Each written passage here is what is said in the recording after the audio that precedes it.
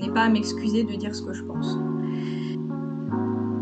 Et juste le fait de mettre un mot sur ce que tu es vraiment, en fait, ça, c'est libérateur. Je sais pas, c'était quoi la question du coup?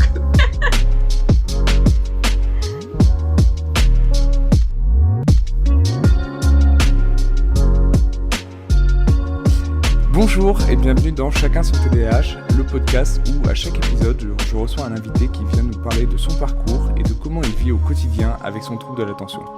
Et aujourd'hui je suis hyper content parce que je reçois Charlotte en tant que première invitée. Salut Charlotte, alors déjà première question, comment ça va en ce moment? T'as copié sur Ben Never. Je rigole, mais parce que je regarde ses podcasts, j'adore ce qu'il fait.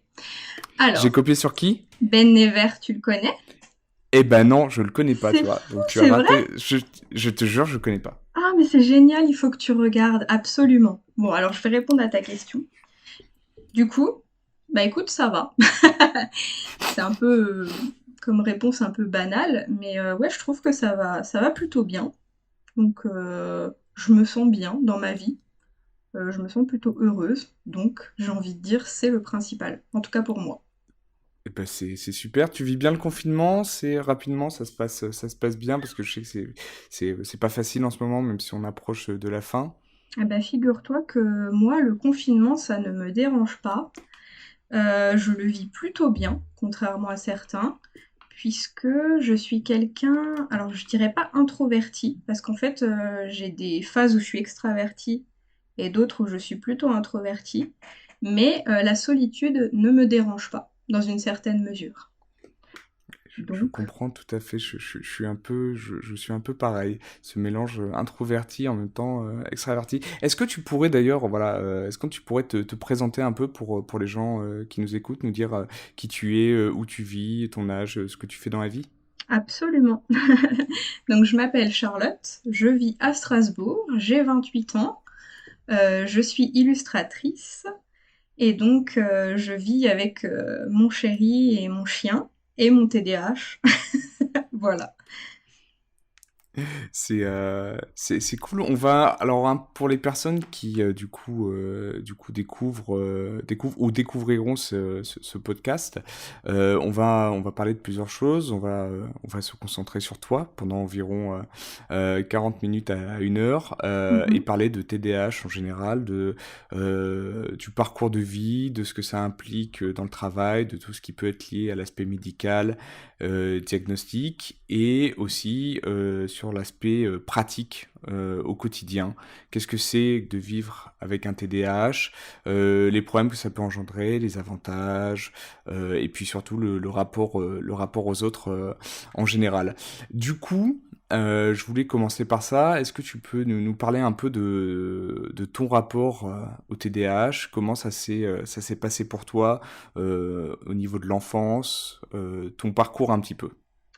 Alors, au niveau de l'enfance, je t'avoue que j'avais pas vraiment remarqué que j'étais différente des autres personnes. Ce qui s'est passé, c'est qu'effectivement, j'avais tendance à être assez impulsive et j'avais du mal à me faire des amis. Et d'ailleurs, on m'a souvent dit dans mon enfance, enfin mes amis m'ont souvent dit, ah toi t'as vraiment une personnalité où soit on t'aime, soit on te déteste. Mais bon, j'avais pas trop compris pourquoi, etc.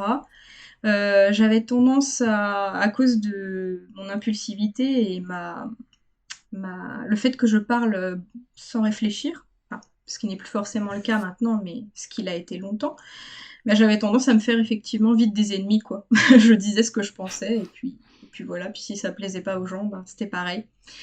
Et Radicale, franche au ouais, niveau de la parole. ben, disons que la franchise, c'était vraiment quelque chose avec lequel on me caractérisait, et j'en étais même venue à me dire, ah oui, c'est vraiment quelque chose qui me caractérise. Moi, je suis une personne franche, je dis ce que je pense.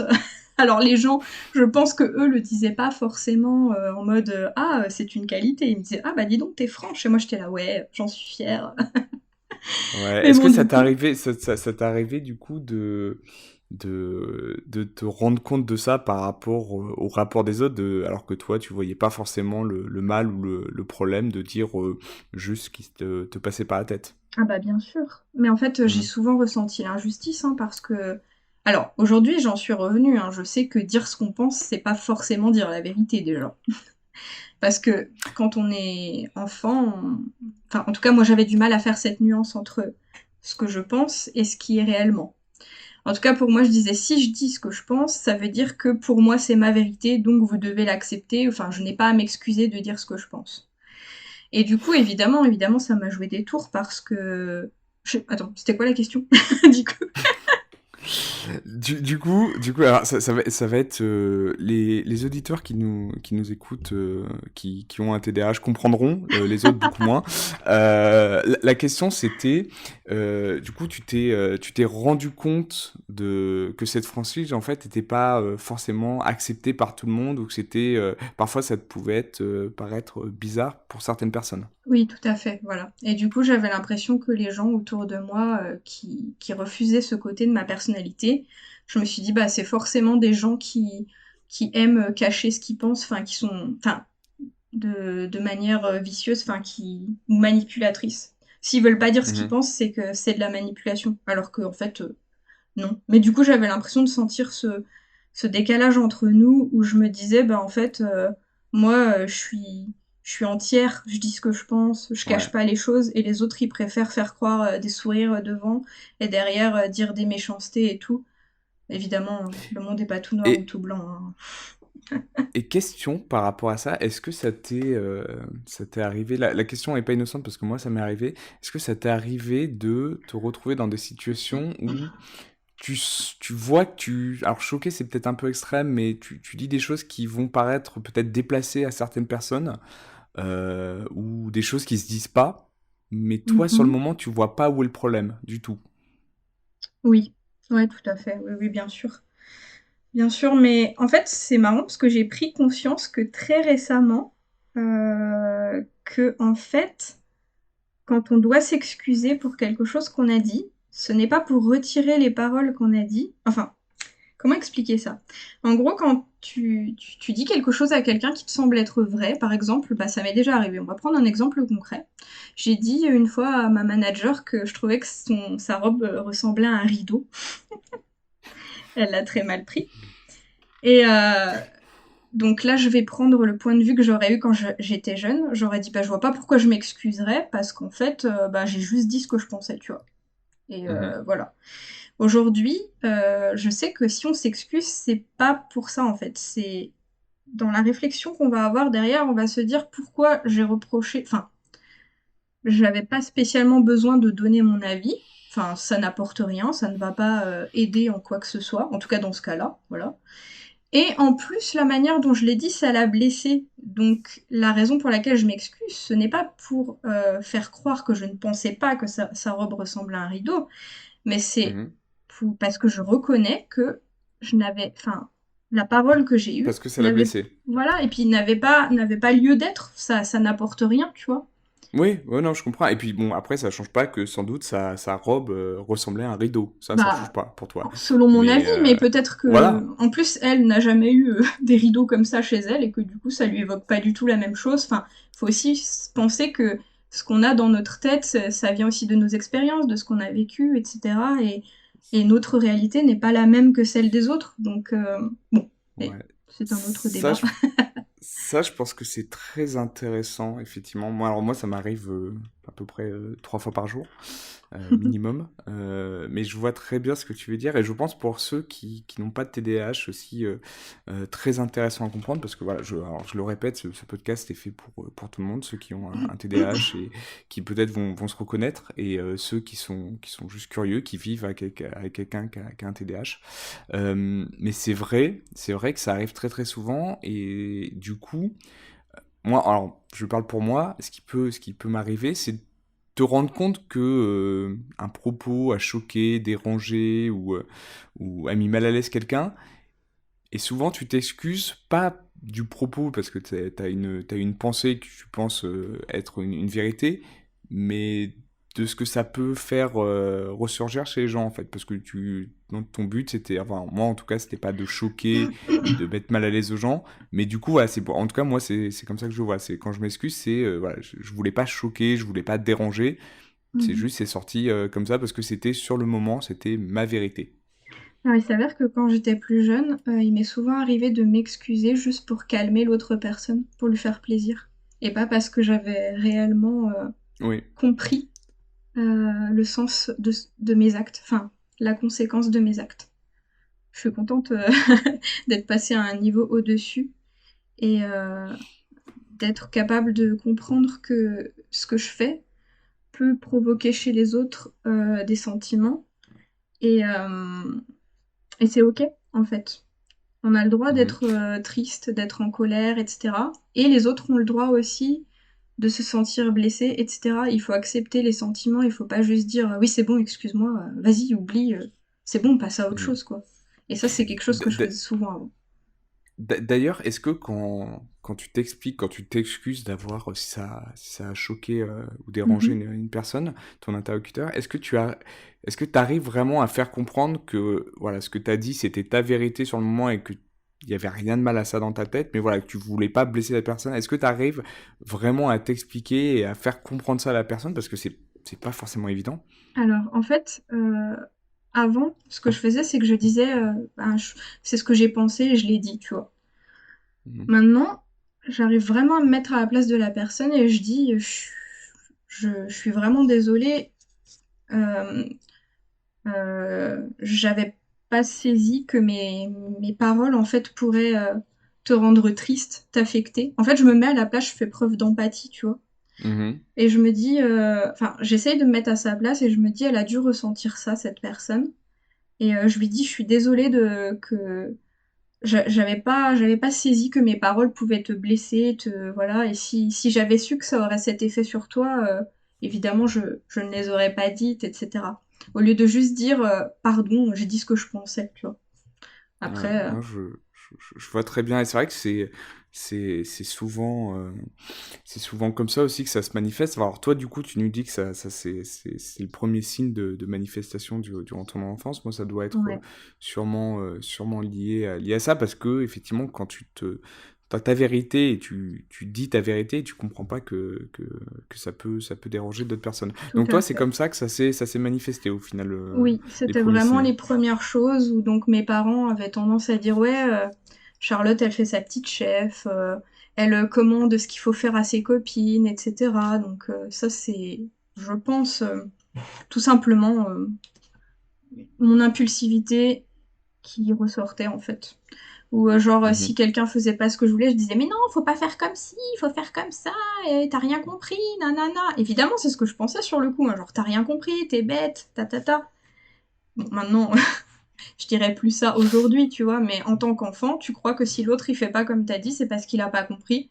Donc du coup, tu vas, voilà, tu dis ce que tu penses, et puis voilà, hein. Et je Ouais. pense que c'est le problème de beaucoup de TDAH, ils disent ce qu'ils pensent sans réfléchir aux conséquences, ou ils agissent sans réfléchir aux conséquences. C'est ça. Ouais, non, en vrai, je suis d'accord. Moi, c'est marrant pour rebondir sur ça. Moi, c'était ça surtout, mais surtout sur les blagues, en fait. Mhm. J'aime beaucoup faire rire mon entourage, mais sans me rendre compte des conséquences que ça pouvait avoir en faisant des blagues qui allaient trop loin, en Ouais. disant des trucs que tu devais pas dire. Mm. Et ça a ça a mis dans l'embarras pas Ah, mal de punaise. gens dans mon entourage parce que je lui dis des trucs en mode mais pourquoi il dit ça? J'ai vécu Ouais. pareil, donc je te comprends et je me sens limite gênée d'y repenser. Ouais, ça, c'est un peu gênant et en même temps c'est un peu drôle. Enfin, tu sais, c'est un mélange des deux parce que tu te dis, je me dis, la blague était drôle en vrai, hein. Enfin, quand j'y pense, Mm. Mm. j'ai fait des blagues par exemple, une fois, je me souviens, j'avais dit, je sais plus, réunion de famille, enfin, invité chez des gens, la famille chez qui nous reçoit avait eu un bébé, Ouais, donc ma mère avait ramené je sais plus, c'était un vêtement pour bébé en fait. ouais. Donc bah, forcément, tu remercies la personne. Et moi j'avais dit, mais vraiment pour rigoler, et que ça venait de nulle part en disant, oh, c'était vraiment pas cher, c'était en solde. Et Ah, je m'étais fait, engueulé en disant, mais on dit pas ça, c'est même pas vrai. Et c'est vrai que c'était pas vrai en plus, mais c'était juste, moi ça m'a fait rire sur le moment, ça n'a pas fait rire beaucoup de monde, Alors je rigole mais ouais. intérieurement, mais en vrai, je comprends tellement. Je comprends Ah ouais, non, tellement. mais c'était vraiment en plus, En non mais fait, on est sans c'est une filtre, blague. quoi. Mais C'est-à-dire qu'on trouve un c'est truc ça. drôle, bah on le dit, puis voilà. Et ouais, exactement. Et puis alors je comprends, toi, tu t'arrives, tu fais un cadeau, c'est pas marrant que quelqu'un dise, oh, c'est trouvé dans la rue ou c'était pas cher. Mais moi, sur le moment, la blague, elle m'a fait beaucoup rire. Et ouais, c'est exactement ça. C'est sans filtre. C'est là. Tu l'as très bien dit tout à l'heure. C'est l'impulsivité qui transparaît au niveau de Mm. la parole, via la parole. Et ouais, ça peut être déroutant pour certaines personnes. Bah, c'est pour le Et meilleur et pour le pire. C'est-à-dire que, comme me disent souvent les gens, au moins on sait que quand tu dis quelque chose, tu le penses vraiment, quoi. Mais du coup, ouais, bon. ouais, c'est ça. Et du coup, je pense qu'on va y revenir aussi sur ça, mais il y a plein d'aspects dans la vie d'un TDAH, ou en tout cas, moi, je vais parler pour moi, mais je sais que c'est pareil pour plein de personnes, où euh, tu peux pas tricher, tu peux pas faire semblant. Mhm. C'est-à-dire qu'il y a des moments où on attend de certaines personnes, on attend des personnes de faire semblant, je pense notamment à des domaines comme le travail, comme dans certaines relations, par Oui, exemple, tout mais à on y fait. reviendra dans la deuxième partie. Oui. Et bah, quand tu as ce trouble-là, c'est dur de faire semblant. Si s'il Mm. y a un truc que t'aimes pas, tu dis j'aime pas, non, j'ai pas envie de faire ça. Non, ça c'est ça, non, ça me va pas. Et oui, et Donc c'est ça vrai que nous joue des c'est plus tours difficile. dans la vie professionnelle, quoi. Ouais, c'est Ouais. clair. Mais revenons-en à toi un peu, du coup, j'ai envie de savoir, donc tu parlais des premiers signes de ton TDAH, de ton parcours. Comment ça s'est passé un petit peu au niveau de, par exemple, au niveau de ta scolarité, parce que tu nous parlais de l'enfance, de ces premiers signes qui sont manifestés via la parole. Comment ça s'est passé au niveau ouais, de ta scolarité et par la suite? Ouais, donc comme je t'expliquais, Mhm. ça a été au début. Quand je suis arrivée au collège, ça a été un petit peu plus difficile, puisque bah, le collège, c'est un peu une période bâtarde, si je puis dire. C'est-à-dire que quand t'es différent des autres, tu t'en prends un peu plein la gueule. Donc du coup, c'est là que, disons qu'avant, j'étais dans une classe de 30 élèves, donc c'était différent, mais là, tu te retrouves à 600 dans un collège. Et donc, quand t'as tendance à dire des choses qui plaisent pas à certaines personnes, bah, tu peux devenir la cible des gens. Et puis, bah, du coup, bah, moi, j'ai vécu du harcèlement au collège. Donc, ça a été assez difficile. Et de plus, j'avais développé, en fait, bah, une anxiété. Donc, je suppose par rapport à mon TDAH, mais bah, tout le harcèlement qu'il y a eu derrière n'a pas arrangé les choses. Et donc, j'avais des tics. Donc, des tics, j'explique rapidement ce que c'est peut-être pour ceux qui ne le Oh, bah oui, sauraient vas-y, pas. bien sûr, bien sûr. Donc, en fait, t'as des impulsions nerveuses dans ton cerveau qui font que tu te sens obligé de sortir un bruit, une phrase, de faire un geste plusieurs fois à la suite. Et moi, alors j'espère ne pas faire une mauvaise analogie, mais je trouve que c'est assez semblable avec les stims, donc qui sont ce que font les personnes autistes pour en fait évacuer une émotion forte, donc du stress, de l'anxiété, ça peut être aussi de la joie, voilà. Et donc moi Écoute, j'avais, il y a pas de problème. On n'est pas des experts, tu veux juste faire une comparaison. ouais, Je pense que les gens comprennent. Moi, je vois ce que tu veux dire en tout cas, je comprends. donc j'avais des tics principalement vocaux. Et du coup, j'avais tendance à faire des petits bruits avec ma bouche. Donc pour l'intégration, pas foufou quoi. Pas foufou. J'avais une question par rapport à ça. Oui. Est-ce que c'est au moment du collège ou c'est même avant, ça date d'avant, où tu t'es rendu compte, tu sais, il y a toujours ce moment où tu te rends compte plus ou moins que t'es pas comme les autres. Qu'il y a un truc qui marche pas comme ça devrait. Ça c'est vraiment, t'as eu cette révélation à quel moment, si tu l'as eu. Plus tard, dans Ok, mes études supérieures. En fait, d'accord. si tu veux, jusqu'au lycée et tout, je croyais juste, enfin, je croyais, je sais pas ce que je croyais, mais je me voyais comme les autres en fait. Donc ça va. Et en fait, j'ai eu la chance, mais vraiment l'immense chance, parce que quand je vois certains de mes amis qui n'ont pas eu cette chance, voilà, d'avoir des amis en fait que je me suis fait au collège et que j'ai encore aujourd'hui, avec qui j'ai réussi, enfin j'ai pu passer toute cette période ainsi que mon lycée, puisque une de mes deux copines est venue au lycée avec moi. Et en fait, ça a été, ça a été salvateur pour moi, tu vois, parce que tous les matins je me levais et en fait, ce que je voulais, c'est aller retrouver mes copines à l'école, quoi. Euh, Ça me permettait un peu d'oublier le harcèlement, ça me permettait un peu d'oublier, parce que bon, je, j'ai aussi vécu à la maison du harcèlement vis-à-vis de mes tics, puisque mes parents avaient du mal à les supporter, ce que je peux comprendre.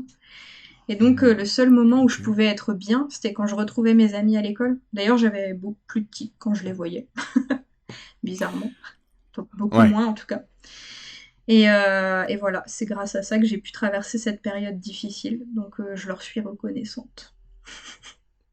J'imagine, et puis ouais, ça veut bien dire que situation d'anxiété extrême, puis le collège, comme tu as dit, c'est un moment qui est pas forcément évident, déjà de base. Mm. Et puis, en plus de ça, quand tu as ces problèmes qui se révèlent, oui, je peux comprendre que ça doit être une situation assez stressante, quoi. Ouais, ouais, ouais. Donc du coup, voilà, je comprenais pas vraiment. Bah, d'ailleurs, je sais pas si ça t'intéresse que j'en parle, mais il y a eu quand même un parcours médical à cette époque-là, quand j'ai développé mes Alors, bien tics. sûr, j'allais te demander, écoute, j'allais te demander le parcours médical parce que je pense que ça intéressera nos auditeurs en fait de savoir comment ça s'est passé de ce côté-là en fait pour toi. Bien sûr. Alors du coup, ben, comme dit, mon TDAH ne ressortait pas trop quand j'étais jeune, à part cette impulsivité. Du coup, mes parents se sont juste dit que j'étais une enfant un peu sans filtre. Voilà, des fois j'avais un peu la réputation de égoïste, voilà, mais bon, tout ce que tu peux attribuer à un enfant, entre guillemets, je dis bien entre guillemets, mal élevé. Voilà. Sauf que j'étais pas mal élevée, enfin, bon, bref. Mais voilà, ils se sont pas inquiétés de ce côté-là. Du coup, le parcours médical qu'on a entamé, c'était pour essayer de comprendre d'où venaient les tics et les supprimer. Mhm. Euh, Ouais, on part de en fait, comment je pourrais appeler des ça en fait, de la symptômes, manifestation, voilà, c'est ça, de la ça. manifestation, mais on sait pas ce qu'il y a derrière. Et c'était le cas pour beaucoup de personnes parce que on en parlait en off avant, mais c'est vrai que c'est au niveau du diagnostic, ça a été très compliqué et ça l'est toujours actuellement. Mhm.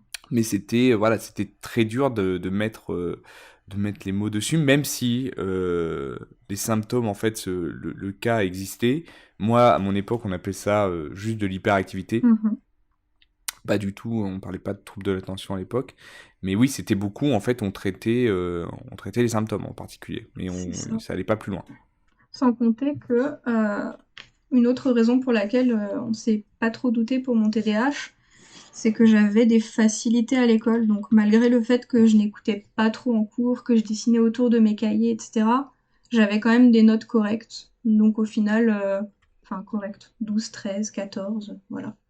Donc du coup, mes parents se sont pas dit, tiens, il y a quelque chose de bizarre, elle écoute pas en cours. En fait, ils le savaient pas. Ils savaient pas que mes cahiers, que à côté j'avais une feuille dans mon cahier et que je dessinais pendant que le prof y parlait, etc. Donc voilà. Et donc pour en revenir à cette histoire de parcours médical, mes parents ils ont commencé à rechercher d'où venaient mes tics, puisque pour eux il y avait que ça qui paraissait bizarre en fait. Donc ils sont allés voir plusieurs psychiatres. Je t'avoue que je ne me souviens pas de tous les psychiatres, je dois m'en souvenir de 2 à peu près, mais ils m'ont dit qu'il y en avait eu plus.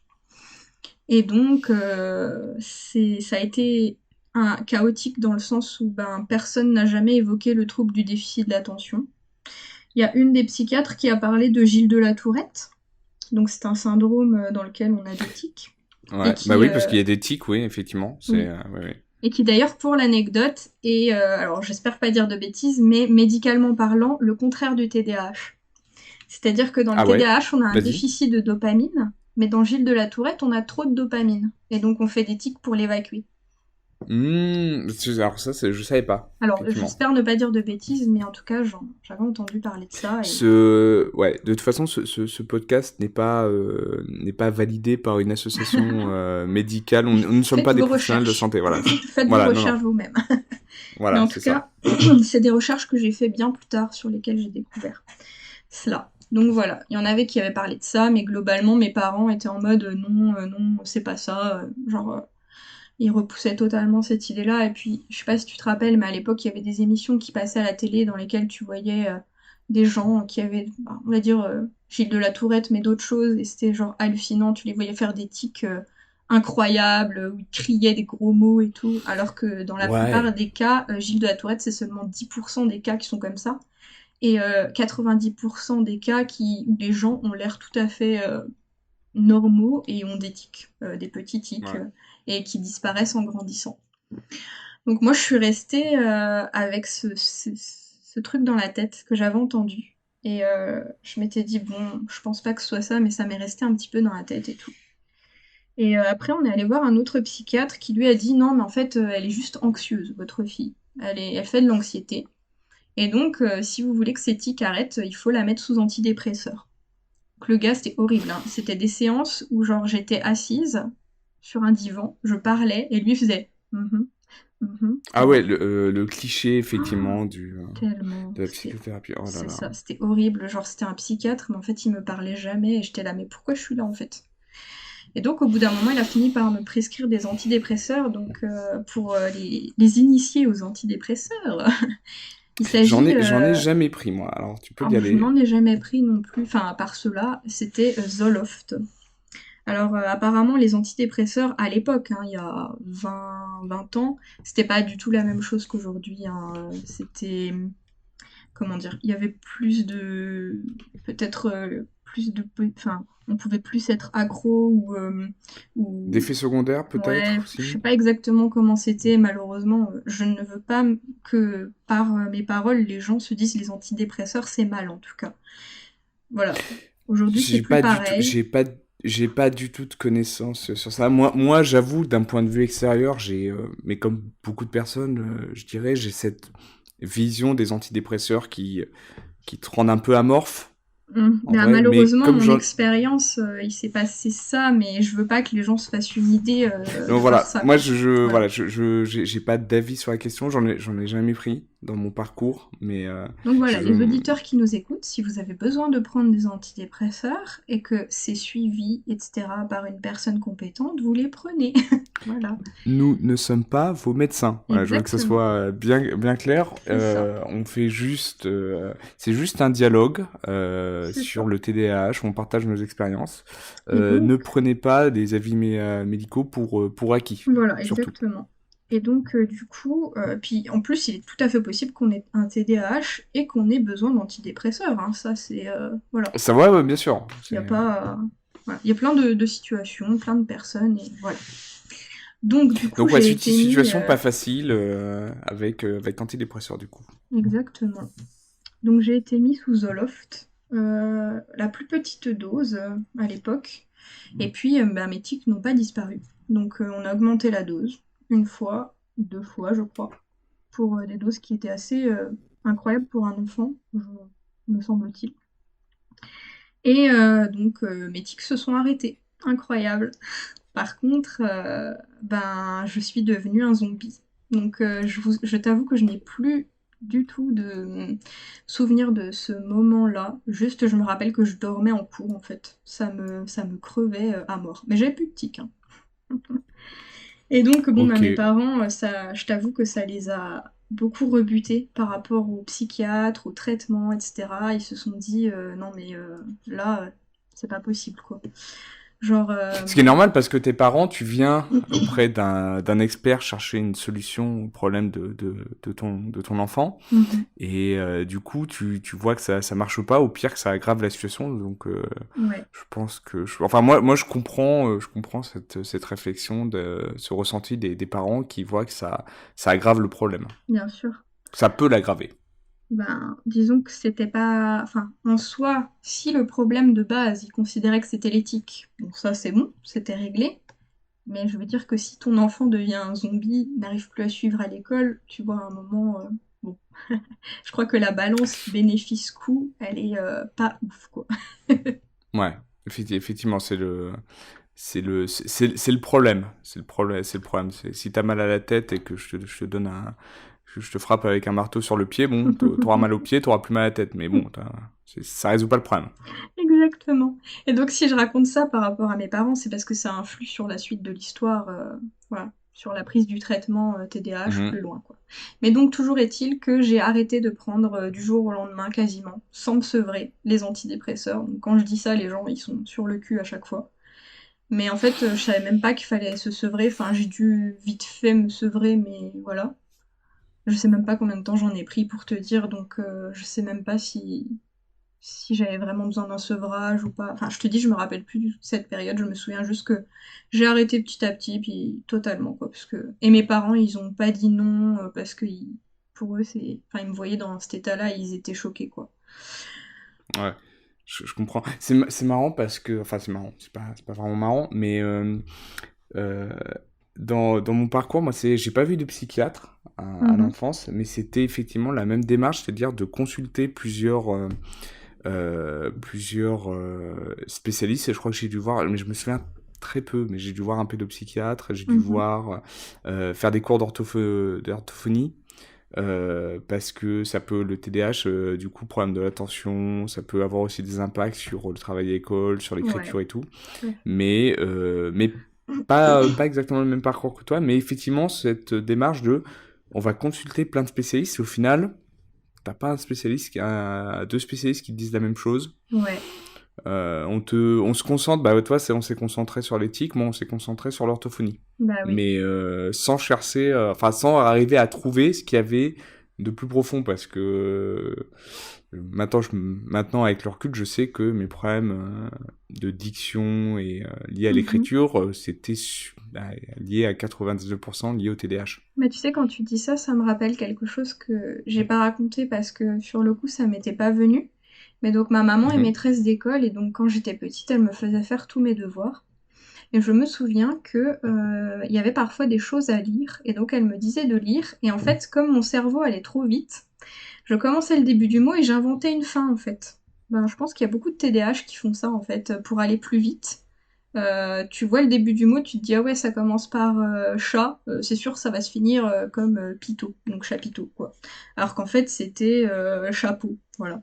Et elle était là non, non, tu relis, Ouais, c'était ouais, pas ouais, ça. ouais. Et là je me dis ouais elle aurait pu se dire à ce moment-là tiens c'est bizarre mon enfant il essaye toujours d'aller plus vite mais ouais elle s'est juste dit ouais tu veux aller plus vite que la musique, prends ton C'est temps et ouais. tout, voilà. C'est fou parce que ça, je sais pas pour toi, moi ça m'arrive encore de temps en temps quand je suis face à quelqu'un qui cherche ses mots, Mm. euh, qui parle beaucoup comme ça, et du coup, je vais souvent finir ses phrases parce que Tu- en fait, j'ai pas le temps, c'est trop lent. T'imagines pas à quel point j'ai failli finir ta phrase pendant que t'étais en train de chercher tes mots en te Tu faisant vois? l'exemple. C'était Tu vois, là, c'est horrible. fou. Il y a quelque chose dans ton cerveau qui te dit non, en fait, là, ça va pas être Ouais. possible. Donc, en fait, tu vas accéder. Je vais t'aider. On va aller plus vite tous les deux, mais si tu mets une heure à chercher ton mot, ça va pas être Mais possible. tu sais qu'à cause de Euh, ça, j'ai souvent cru, quand j'étais plus jeune, que j'étais plus intelligente que les autres et que mon cerveau, il allait plus vite et que du coup, ben, je me disais, ouais, enfin, c'est pour ça que... Enfin, non, je sais pas, mais genre, je me disais, ah, ben, c'est juste, c'est parce que je suis juste plus intelligente, en fait. Donc mon cerveau, il va plus vite, donc je sais déjà ce que va dire la personne. Et du coup, je sais pas, cette idée, elle m'est restée longtemps en tête. Bon, maintenant, je sais que c'est faux et je... Voilà, mais je me sens un peu con, genre, d'avoir pensé ça, tu vois. Non, mais je comprends cette notion de pourquoi les gens lents, ça m'énerve. Moi, je vais plus vite qu'eux. C'est pas normal. Je vois ce que tu veux dire. En plus, c'est pour expliquer un peu aux gens. Alors, voilà, tout ce qu'on dit, c'est aussi, il y a le TDAH, mais il y a aussi, c'est un peu le principe de ce podcast-là, c'est pour euh, décortiquer et comparer un peu nos expériences parce qu'on Mm. personne ne le vit de la même manière. Voilà, il y a des phénomènes généraux qui se passent, mais chacun le perçoit, le vit de la même manière. Et moi, c'est vrai que ça, pour le coup, ça m'arrive très souvent de voir finir les phrases des gens, ou quand ça va pas assez vite, quand ça va pas à mon rythme, c'est très difficile de décrire, mais bah, j'ai limite des petits tics, effectivement. Je suis pas bien. Je suis pas en situation confortable quand je dois attendre. Donc du coup, quand je suis pas maître de mon rythme, Ouais, quand je dois, bah, par exemple, tiens, c'est un très bon exemple. Moi, à l'école, c'est la dictée, parce que la dictée, le maître te dicte le rythme de oui, la prononciation. Aujourd'hui, le boulanger est allé au marché. Et là, t'es là en mode, c'est trop lent. Enfin, oui, du coup, comme c'est trop lent pour ton cerveau, bah, enfin, tu décroches. Enfin, moi, en tout cas, je oui. décrochais complètement. Et tu faisais des erreurs d'inattention. Et ça, c'était ma Ah oui, spécialité. à moi, c'était, mais tu le connais ce mot, tu sais l'orthographier. Oui, mais en fait, c'est trop lent. Enfin, C'est ça. donc, ouais. Et un truc qui me fait rire aussi, c'est dans ces dictées-là, des fois, tu avais des mots à préparer un petit peu compliqués. Et donc, tu te préparais la veille, admettons. Enfin, moi, en tout cas, j'avais une maman maîtresse, donc forcément, même si les devoirs, c'était difficile, comme beaucoup de TDAH, je préparais ma dictée. Le jour Mhm. venu, je me préparais, j'étais à fond, je me disais, il y a tel mot qui s'écrit comme ça, ta ta ta. Et donc, t'écris trop bien tes mots, et en fait, tu fais des vieilles fautes d'inattention sur d'autres mots qui n'étaient pas à préparer. Ouais, je connais Ah, tellement ça, punaise. donc hommage à tous les TDAH qui ont lutté pendant les dictées, C'est on pense ça. à vous. Mm. On connaît ça. J'aimerais que tu me parles un peu du coup, tu avais commencé à aborder la situation. Ton diagnostic médical, et comment ça s'est passé, et puis tout ce qui s'en est suivi au niveau de l'aide médicamenteuse. Est-ce que tu peux un peu nous parler de cette période? Oui, bien sûr. Alors du coup, juste avant de commencer ça, je reprendrai par rapport au fait que j'ai continué à avoir des tics. En grandissant, j'en ai eu de moins en moins. Et du coup, je me suis demandé si j'avais pas vraiment le syndrome de Gilles de la Tourette. J'en ai parlé à mes parents et tout, ils m'ont dit mais non, mais pas du tout, c'est pas ça, etc. J'ai fait plein de recherches dessus, donc ça c'était vraiment avant de savoir que j'avais un TDAH. C'est là que j'ai trouvé un peu toutes les infos que j'ai données tout à l'heure. Et j'ai vraiment été persuadée que c'est ce que j'avais pendant un moment. Donc, comme je te l'ai expliqué, j'ai vécu tout le début de ma vie sans vraiment savoir qu'il y avait quelque chose qui allait pas. Enfin, j'avais compris que j'étais un peu différente des autres, mais pour moi, et je pense que c'est toujours le cas, hein, ça fait partie de ma personnalité et pas spécialement d'un problème, si tu vois ce que je veux dire. Et de toute manière, il faut savoir qu'il y a énormément de personnes TDAH qui aujourd'hui vivent avec sans être diagnostiquées et vivent correctement.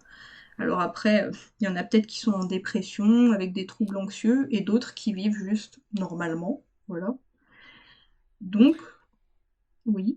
Ouais, j'allais juste te dire, je préférais, alors je voulais avoir Mhm. le dire et aussi avoir ton avis, c'est que, comme je le mentionnais tout à l'heure, le TDAH, c'est un trouble, mais on vit tous ce trouble de différentes manières. Et parfois, c'est vrai que c'est pas évident de faire la part des choses entre qu'est-ce qui tient du trouble et qu'est-ce qui tient de Tout à fait. ta personnalité propre ou de tes autres problèmes. En fait, c'est aussi un truc.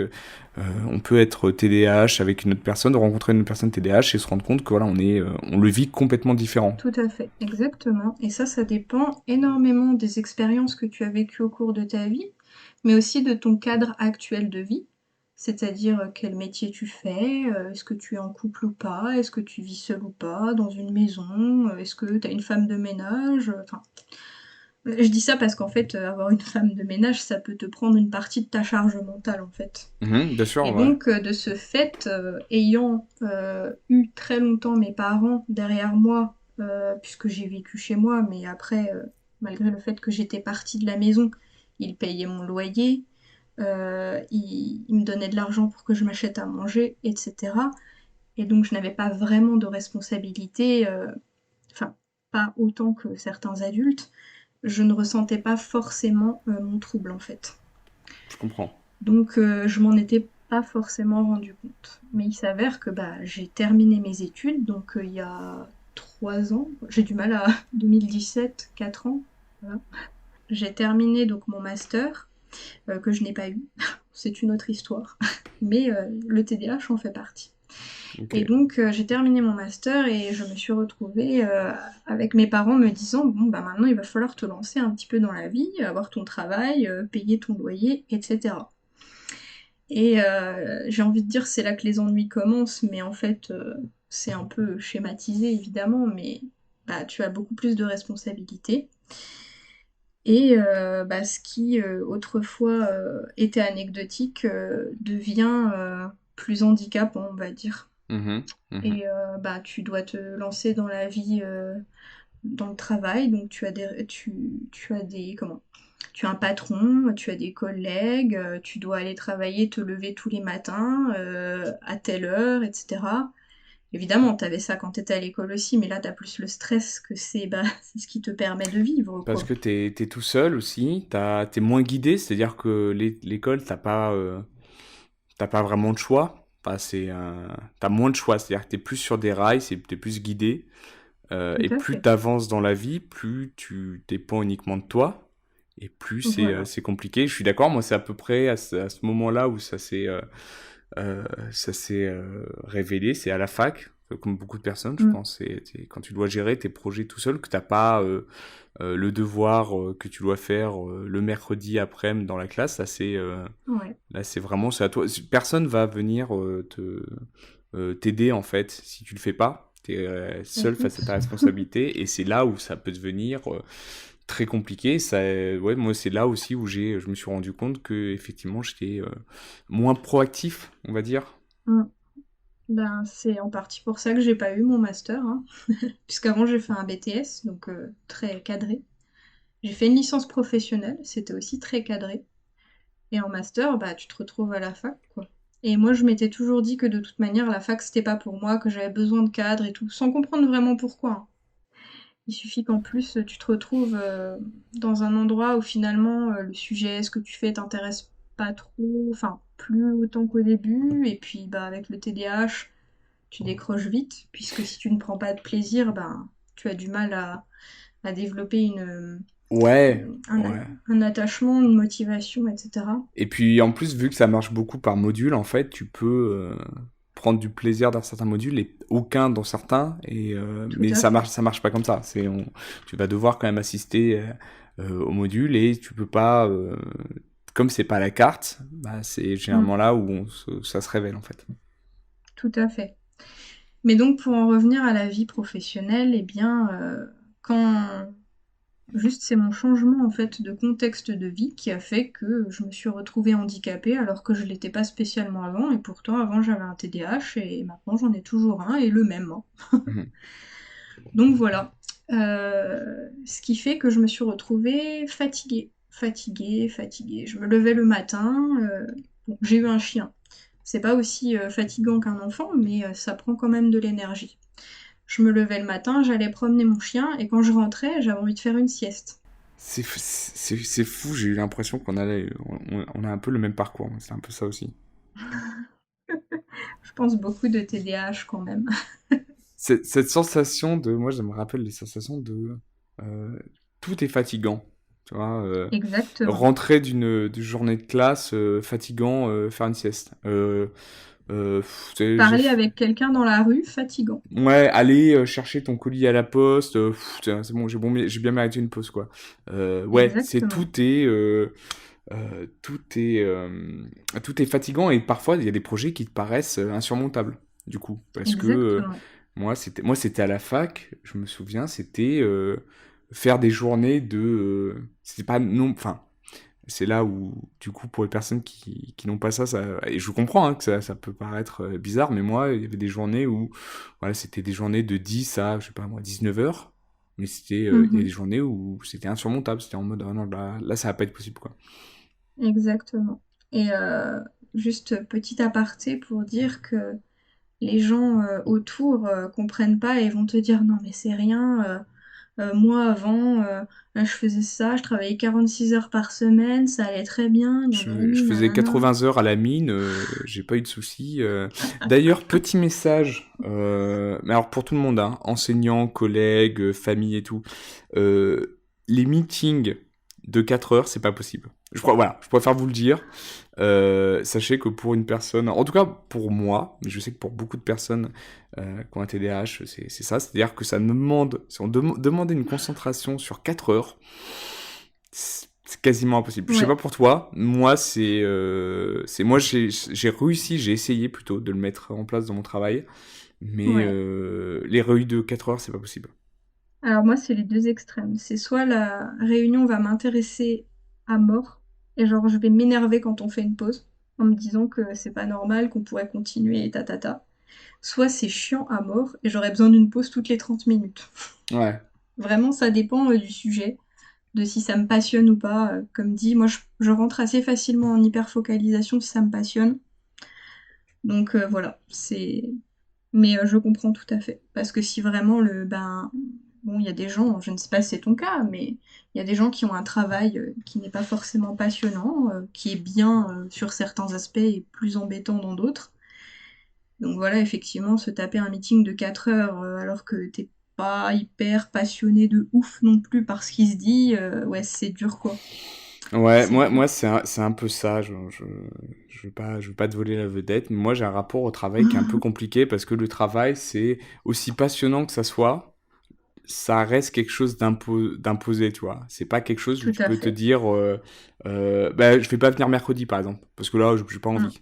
Ah bah non, non, tu je dois être comprends. là de tous les jours, de 9 heures à 18 heures, c'est comme ça. Donc, comme il y a des contraintes et qu'il y a des trucs qui sont intéressants hein, dans ce que je fais, il y a des trucs qui ne le sont pas, j'ai pas ce côté passion. J'aimerais, hein.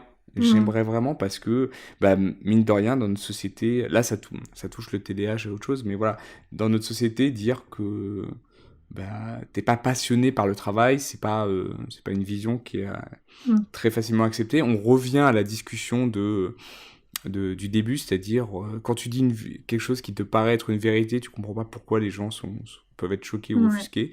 Mais moi, voilà, moi ça va être ça, ça va être par rapport au travail. Moi, le travail, c'est pas ma passion.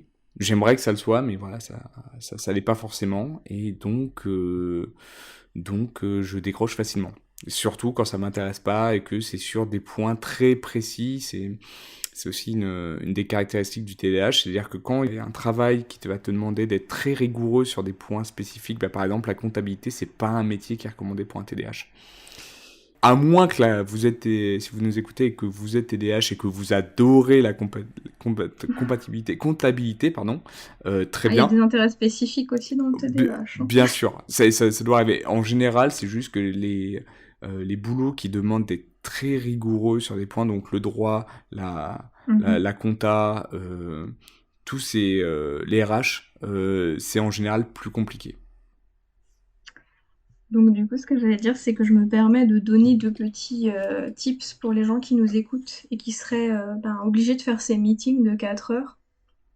Alors le premier, qui n'est pas quelque chose que je fais, mais qui je sais aide les gens, c'est d'avoir un Steam Toy. Donc c'est un petit jeu dans la main en fait. Alors ça, les Steam Toys, on va dire, c'est l'équivalent de quand vous cliquez sur votre, vous savez, sur votre stylo Bic là, où ça fait clic, clic, clic, clic. Ça fait du bien en fait. Donc là, on va en choisir des qui sont plus discrets vu qu'on est en réunion. Mais il existe plein de Steam Toys différents à mâcher dans la bouche, à appuyer. Il y en a même des très discrets qu'on peut mettre dans la poche. Et ça, vraiment, ça aide. Ou le Hand Spinner, c'était un Steam Toy aussi qui a été très connu, qui a eu sa petite heure de gloire. Voilà. Donc ça, c'est ma première technique, c'est d'avoir un petit Steam Toy, de trouver ce qui nous correspond et de le tritouiller dans sa poche pendant la réunion. Ça aide à attendre le moment de la pause. Et le deuxième truc, qui est celui que j'utilise moi, mais après c'est peut-être parce que je suis une artiste, c'est en fait j'ai ma tablette, je prends des notes. Et en fait, comme quand j'étais en cours, je fais des petits dessins sur le côté de mes pages de notes. Voilà. Et C'est, ça c'est, m'aide. c'est fou. Et ouais, alors moi pareil. Bon, après, tu es obligé de te justifier en mode. Est-ce que vous écoutez la réunion? Oui, oui, j'écoute la réunion. C'est juste que là, ça fait 3 heures et que j'en ai pas grand chose à carrer. Mais oui, je vous écoute. C'est juste que si j'ai pas ça, non, je te comprends. Moi, c'est Bah, exactement pareil. l'avantage du Steam Toy, c'est que tu peux le cacher dans ta poche et ça, personne saura que tu es en train de le tritouiller à Ouais. l'intérieur de Sauf ta si ça poche. fait énormément de bruit, hein, comme le Voilà, bah, stylo. Mais il faut je, choisir un Steam Toy je, discret. je te comprends. Moi, toutes mes notes, mais depuis toujours, toutes les marges, il n'y a plus de marges qui sont vierges. Toutes les marges sont Ok, remplies bon, de on est dessins. pareil. Je te comprends. Et donc, ouais, les meetings qui durent des heures, effectivement, c'est bien d'avoir quelque chose pour concentrer son attention, effectivement. Ça, c'est sûr. Mhm. En télétravail, on peut aussi en profiter, si jamais on est en télétravail, pour, au lieu de s'asseoir sur une chaise, se mettre sur un ballon. Vous savez, les gros ballons gonflables, là.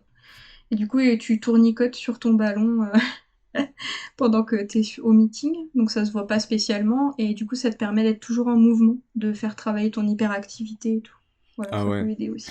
Le mieux étant, ouais, il y a ça, il y a, si c'est possible, moi j'avoue que si ça dérange pas, je mets pas la caméra, comme ça je peux tripoter quelque chose, Oui, et voilà. aussi. Au moins, là c'est plus pour les gens, c'est pour que les gens voient pas que t'as les yeux qui partent de droite à gauche, que Hmm, je tu comprends. gesticules, parce que bon, c'est effectivement, là on en revient à la discussion, c'est pour les gens. Tu parais pas concentré, c'est vraiment, tu mets de la mauvaise volonté, tu n'es pas avec nous, tu n'as pas envie d'être là, et tu déranges tout le monde.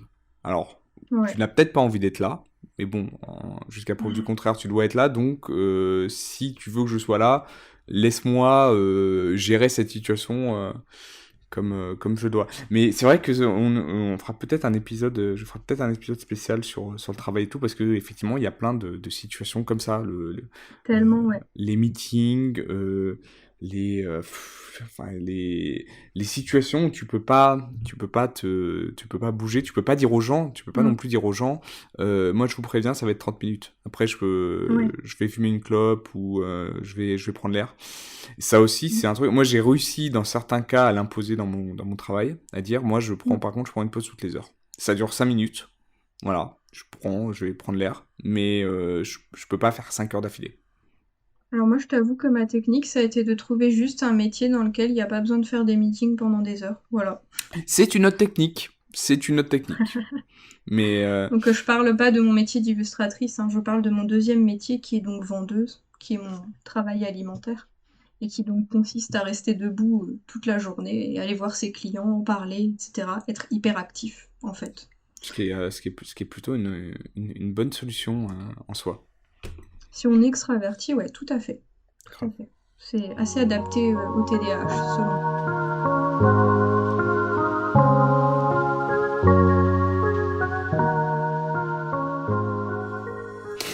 On a un peu digressé, mais du coup, tu Oui, voulais. voilà, continuons Ouais, sur le parcours de vie. je te laisse revenir sur ça, ouais. Alors, il me semble que je m'étais arrêtée au fait que j'étais extrêmement fatiguée. C'est ça, on a été arrêté Euh, à ce niveau-là. Voilà. Et donc, j'avais une amie, enfin, j'ai toujours une amie, hein, qui est neuropsychologue et qui a elle-même un TDAH. Et donc, un jour, je suis allée chez elle et je suis tombée sur des tests qu'elle faisait passer à ses patients. Donc, c'est des tests qu'on peut passer chez le neuropsychologue si on le souhaite, donc après avoir été diagnostiqué. Et pour Mhm. rigoler, je lui dis, oh, bah, fais-moi passer les tests pour t'entraîner et tout, je fais ta patiente, etc. Bon, elle n'avait pas du tout besoin de ça parce que voilà, mais pour rigoler, on passe les tests. Et puis elle me dit, tiens, t'as quand même un profil bah, très TDAH, quoi. Je lui dis, ah Sache, ouais, tu crois? Sachez-le, quand Charlotte veut rigoler, elle passe des tests psychiatriques. C'est. Non, mais. Alors, c'est pas vraiment des tests, d'ailleurs, c'est quelque chose que vous pouvez trouver tous sur Internet. C'est un fameux test, je crois, en 7 questions, qu'on trouve aussi dans tous les livres sur le TDAH, hein. Et donc, il n'y a besoin que de 7 questions, et selon tes réponses, tu as une probabilité de TDAH assez forte. Il faut peut-être je fais un tout petit aparté. J'avais vu une vidéo à ce sujet, comme quoi en fait c'était un algorithme qui avait fait poser plusieurs questions à des personnes TDAH et qui a déterminé qu'en fait au final il n'y avait besoin que de ces 7 questions pour avoir je crois, 90% de réussite, pour savoir si tu l'étais ou pas. Ouais, Donc en fait, ça a ouais. été vraiment une intelligence artificielle qu'ils ont fait travailler sur ça. Ok, ok. Bah, Et c'est d'ailleurs moi comme ça que je me suis découvert. auto-diagnostiqué au début. Ouais, ouais, ouais. Ouais, C'est grâce à une autre parenthèse, mais c'est après avoir littéralement pété un câble après une réunion de 2 heures ok. et avoir répondu complètement à côté de la plaque que Ouais. j'ai juste fait une recherche internet en disant problème à se concentrer, enfin ouais, des problèmes pour Ouais. se concentrer. Je suis tombé sur ça et j'avais le maximum de réponses quasiment à ce Ouais, bah moi questionnaire. c'est pareil, j'étais quasiment à toutes les réponses positives en fait. Je pourrais le mettre, je pourrais le mettre en commentaire.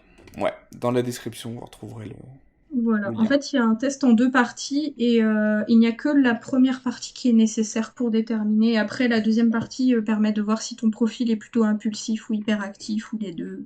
Voilà.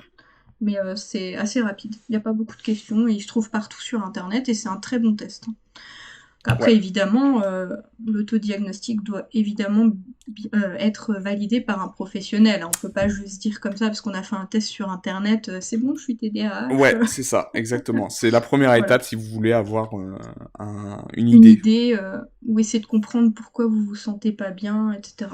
Bon, c'est gratuit, autant le faire, j'ai envie de dire. C'est ça.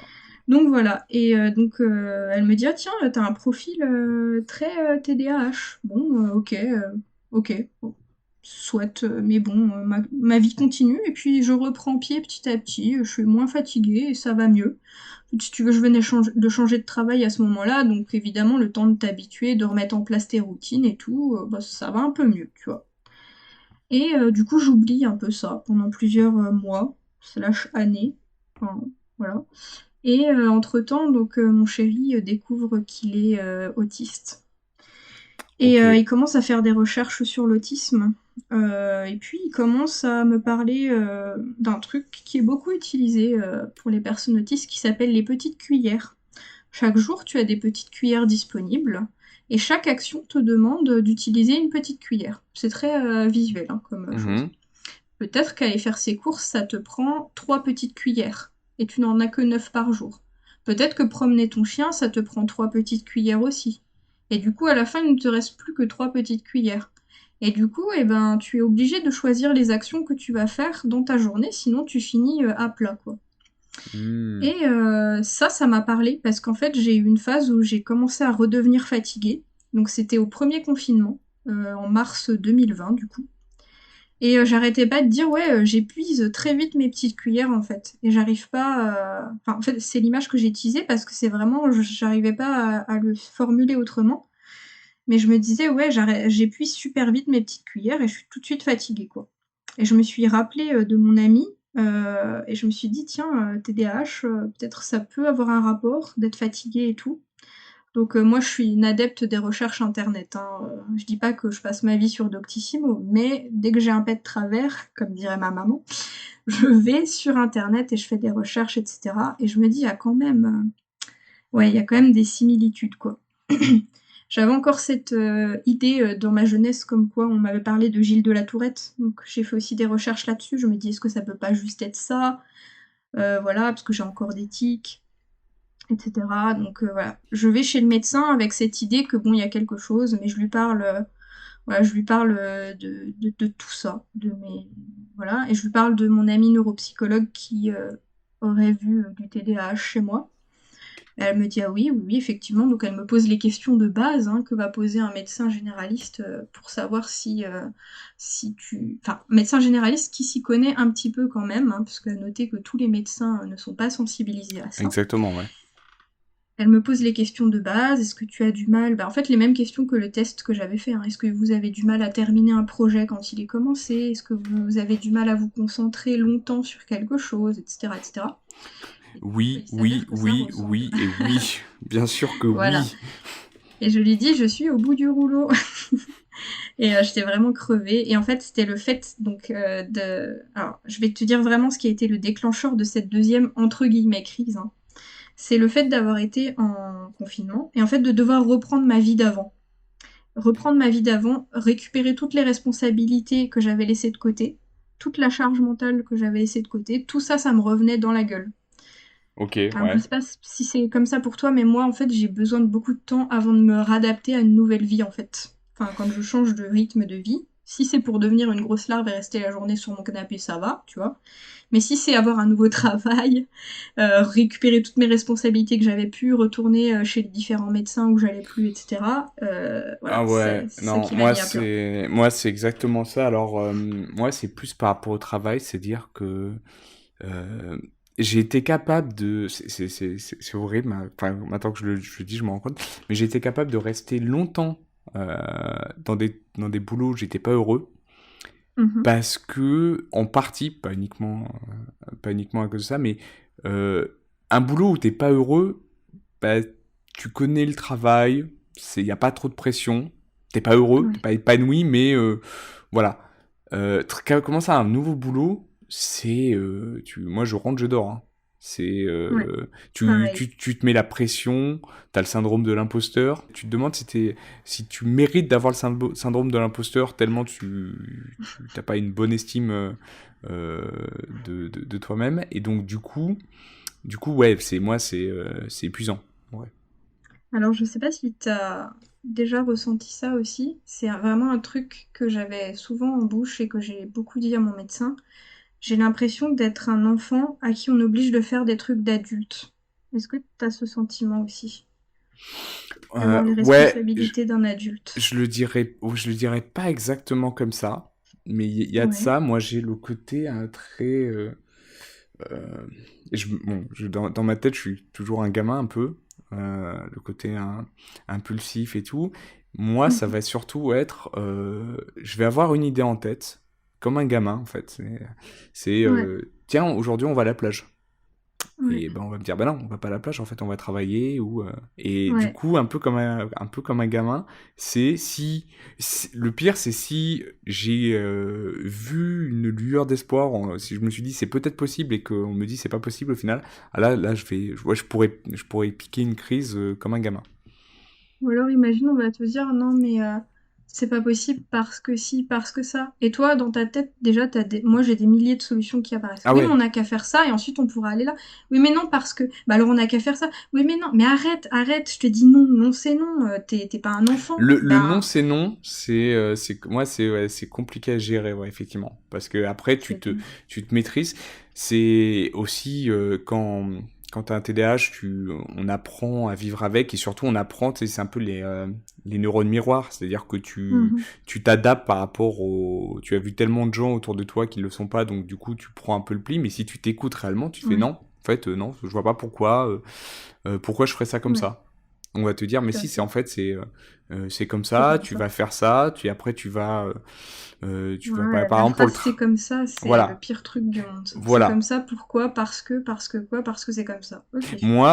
Par exemple, mais même très tard, en fait, c'était quand j'étais au lycée ou à la fac, tu comprends que le monde est modelé comme ça, c'est-à-dire que bah, tu vas finir le lycée, tu vas aller à la fac, bon, t'as pas beaucoup Mhm. d'options, mais voilà, tu vas faire ça et tu vas finir la faculté, tu vas prendre un travail, tu vas peut-être y rester 10 ans, et puis tu vas prendre ça et tout, et là, moi, c'était en mode, bah non, en fait, enfin, tu sais, ce côté, bah, et tout le monde te dit, bah si, en fait, c'est comme ça, Ouais, le côté, tu je n'as pas le comprends. choix. En fait, Ouais.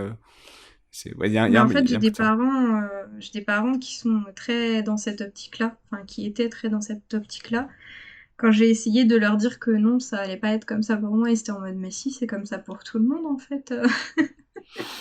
Et Ouais, non, moi je comprends, moi ça a été pareil, hein. C'était pareil, et c'est très dur de faire comprendre aux gens ce que tu ressens parce que c'est comme faire rentrer un carré dans un rond, tu vois. exact, Si tu le rentres avec un coup de marteau, oui, ça va rentrer, hein. Y a pas de souci. Mais tu vas perdre une part de toi-même, je pense, tu vois. Parce que ça va exact. raboter les côtés. Et je pense, moi j'en ai vu des gens, pas que TDAH, hein, mais beaucoup de gens Mm. TDAH, à qui ça fait beaucoup de mal. Parce qu'après, Ouais. il y a tout un truc à déconstruire, et Mm. qui, à force de rentrer dans le moule, parce qu'on leur a dit c'est comme ça, Mm. et vous n'êtes pas différent des autres, et ben, ouais, ça peut faire du mal à des gens, ouais. suis 1000 fois d'accord et justement j'allais te parler de cette histoire de moule où je pense que mes parents, je suppose que mes parents sont TDAH, après ils sont pas diagnostiqués et ils ont pas envie de le faire. C'est une autre histoire, mais je pense qu'ils ont été forcés à rentrer dans ce moule. Et du coup, bah pour eux ça paraît obvious qu'ils voulaient me faire rentrer dedans aussi comme on avait fait pour eux, tu vois. Mhm. Et oui, effectivement, j'en vois des gens TDAH, alors pas forcément mes parents, hein, mais qui ont été rentrés dans ce moule et qui aujourd'hui sont dépressifs, ont des troubles anxieux, puis ils se disent tiens, c'est bizarre, je suis dépressif et tout. En fait, quand tu te tournes vers leur passé, vers ce qui leur est arrivé et tout, tu dis ah, ok, bon, Ouais, ça ouais, s'explique. je vois très bien. Et si vous faites partie de ces gens-là, si vous vous reconnaissez, voilà, enfin, vous n'êtes pas seul. Vous êtes c'est peut-être pas à 100% pour chacun, encore une fois, le vit de différentes manières. Il y a des gens qui ont réussi à s'adapter, d'autres moins bien. Mais voilà, on est quand même pas mal à vivre ça, en fait. Donc voilà, Mm. je veux dire, vous êtes pas seul. Et effectivement, ça, c'est un vrai problème pour des gens, en fait, parce que pour des gens comme nous, parce que on, on comprend pas, en fait. On a du mal à comprendre bah, c'est comme ça.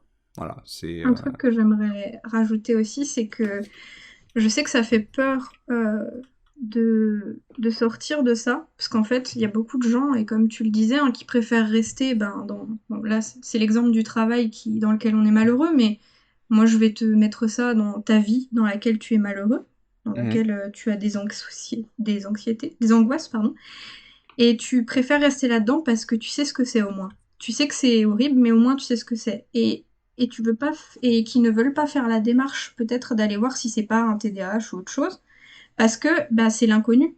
L'inconnu ça fait peur. Ouais. Mais je vous jure que c'est pas parce que vous êtes diagnostiqué TSA, donc trouble du spectre autistique, ou TDAH, que votre vie, elle va changer en fait. Enfin, vous serez toujours la même personne et mieux encore, vous allez vous comprendre. Je sais pas pour toi, moi, ça a juste débloqué énormément de choses Oui, dans ma vie. ça En- améliore ta vie. Enfin, sur le Ça, coup, tu as deux phases. La première, c'est celle où tu comprends qu'en fait, tu n'étais pas ce que tu croyais. Et donc, ça peut effectivement te faire ce choc, on va dire, Mhm. positif ou négatif. Et la deuxième, c'est qu'en fait, tu apprends qu'en fait, tu es toujours la même personne qu'avant, hein. C'est juste que maintenant, tu as des tas d'outils que tu peux utiliser pour améliorer ce qui n'allait pas avant. Ouais, et juste le fait de mettre un mot sur ce que tu es vraiment, en fait, ça, c'est libérateur. Mais oui, parce que, bon, je sais pas toi, mais pour ma part, quand j'avais des choses relatives au TDAH, le premier truc qui me venait, c'est je suis conne, je suis maladroite, je suis nulle, je suis nanana. Et maintenant, je dis ah, c'est mon TDAH, oh bah c'est pas grave. Ou au pire, si ça m'handicape, bah je mets un truc en place et puis voilà, et après je le fais disparaître ou je le diminue. J'aurais pas dit mieux, moi c'est ça aussi. Maintenant, en plus quand tu mets un mot sur ça, en fait, revois en fait ton passé, ton enfance et tout, avec un autre angle. Ah Toutes les oui, fois tout où on à t'a fait. dit, bah oui, t'es trop con, en fait, t'as un problème ou quoi. Moi c'était par exemple des Mm, problèmes, bah, les dictées ou les problèmes de maths, où j'étais là en mm, mode, non, je suis désolé, je comprends pas.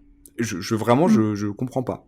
C'est pas clair. C'est mal expliqué, mais en fait, je comprends pas. mm, Et donc tu mm, revois avec ce spectre-là un peu cet angle et tu te dis ok ouais, maintenant je comprends. Donc c'est pas une question de c'est ça. vous n'êtes pas moins intelligent que les autres. Euh, votre cerveau réfléchit, enfin fonctionne différemment, c'est tout. Donc, la médecin m'a fait une lettre pour aller voir une psychiatre qui avait travaillé donc avec un patient qui avait et Gilles de la Tourette et un TDAH. Parce que moi, je lui avais parlé aussi de Gilles de la Tourette, comme quoi j'étais pas sûre, je savais pas, etc. Elle m'a dit, écoutez, j'ai entendu parler de cette personne. Dans le doute, je vous fais une lettre pour aller la voir et vous verrez bien. J'ai dit, ok, c'est parti. Mais c'était pas parti, en fait, j'ai mis longtemps à prendre rendez-vous.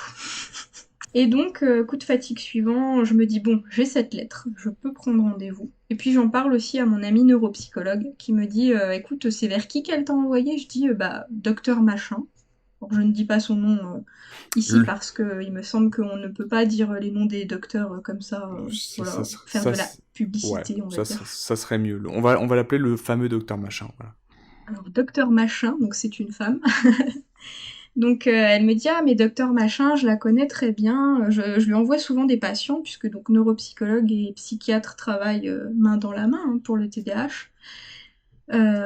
Et elle me dit, bah écoute, si tu veux, je lui envoie un mail, au pire, ça coûte rien, on verra ce qu'elle dira. Et du coup, avec ma petite lettre plus ma copine, docteur machin me contacte et dit, bah vas-y, on se met les rendez-vous là.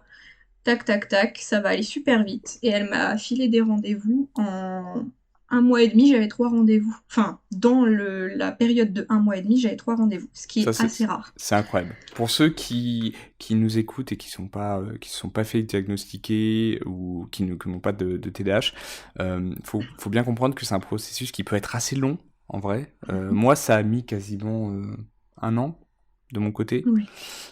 Ça peut prendre un peu moins de temps, ça peut aussi prendre plus de temps, ça dépend où Mm. vous en êtes, de la réflexion, enfin voilà. Mais toi, C'est effectivement, ça a ça. été très rapide. Alors d'ailleurs c'est un des trucs que je vous conseille, c'est avant d'aller consulter, moi je suis pour l'autodiagnostic. Après il y en a qui vont dire non, c'est pas bien, ta ta ta. Moi je sais que ça a aidé énormément la psychiatre. Quand je suis arrivée, elle était hallucinée de savoir tout ce que je savais déjà. Et je dis pas qu'elle a rien eu à faire, évidemment, hein. Son travail c'est de poser des questions, etc. Mais j'en parle juste après. Mais voilà, ça a beaucoup aidé et ça a fait que ça allait super vite. Et tous mes médecins traitants, psychologues, psychiatres, ils sont choqués de voir à quel point je suis allée vite. Donc T'es c'est arrivé dans relatif, son évidemment, hein, cabinet, mais tu as tout déballé, elle a fait bah, prenez ma place, voilà. Moi j'ai bah, arrêté, en fait, j'ai plus rien à vous apprendre.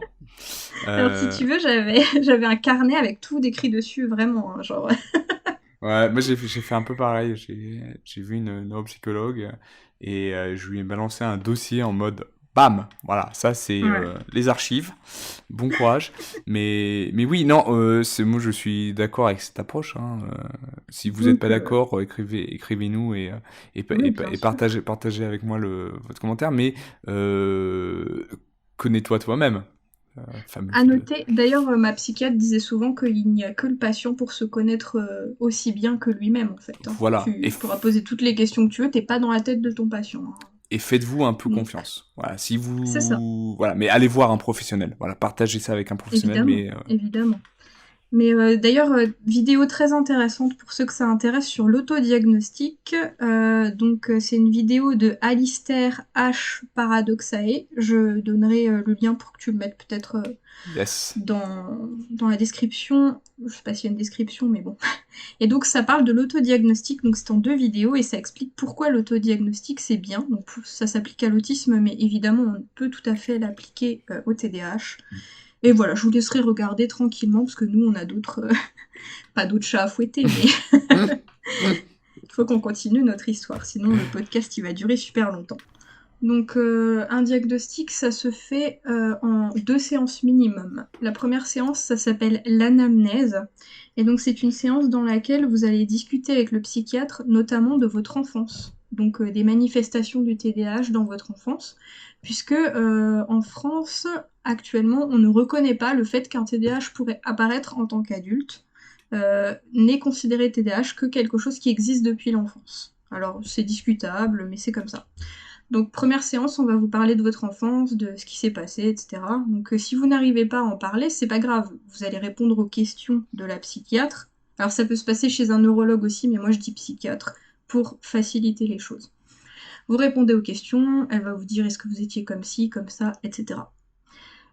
Deuxième séance, bon, moi je te cache pas qu'à la fin de la première séance, vu comme j'étais venue avec mon carnet avec tout décrit, toutes les difficultés auxquelles je fais face dans la vie de tous les jours et tout, elle m'a dit à la fin de la première séance, je vous cache pas qu'on fait la deuxième parce qu'il faut la faire, mais bon, là on sait déjà que voilà, Mhm. qu'il y a un TDAH. Donc entre la première et la deuxième séance, pour ma part, j'ai eu un questionnaire entier à remplir. Donc c'est un questionnaire qui permet en fait de déceler chez vous s'il n'y aurait pas d'autres signes de troubles.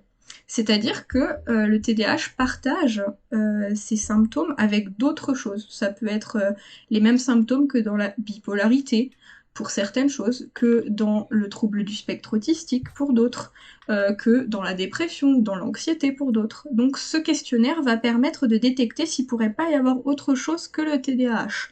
Comme ça, si jamais les symptômes ressemblent mais qu'en fait c'est pas un TDAH, on va pouvoir t'orienter au bon endroit, etc.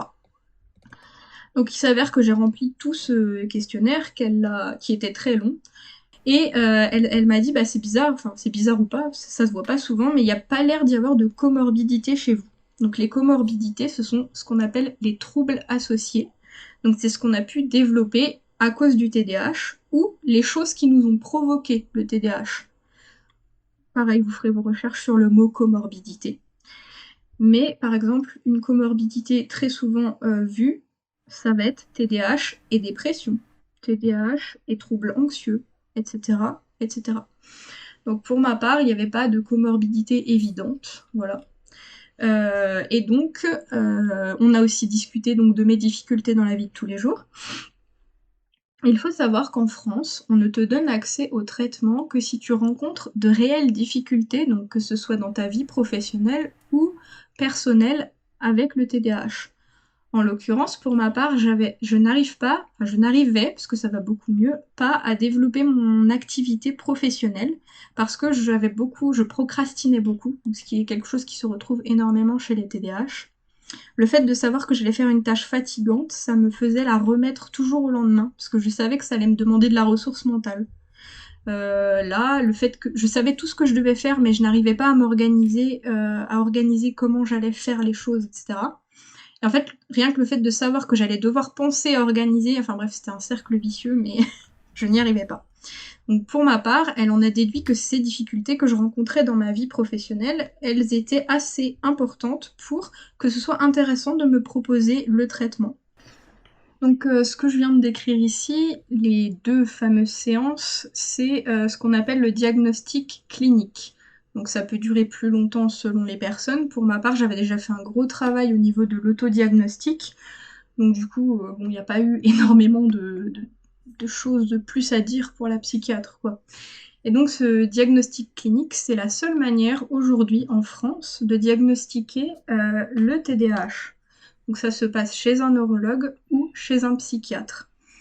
Et donc tout ce qui est test neuropsy, etc., peuvent être très intéressants pour après apprendre à se connaître soi-même, comprendre quelles sont ses difficultés, etc., mais ne sont absolument pas nécessaires, comme le test de QI d'ailleurs, pour déterminer si vous avez ou non un TDAH. Pareil pour l'IRM, les choses comme ça sert à rien. Voilà.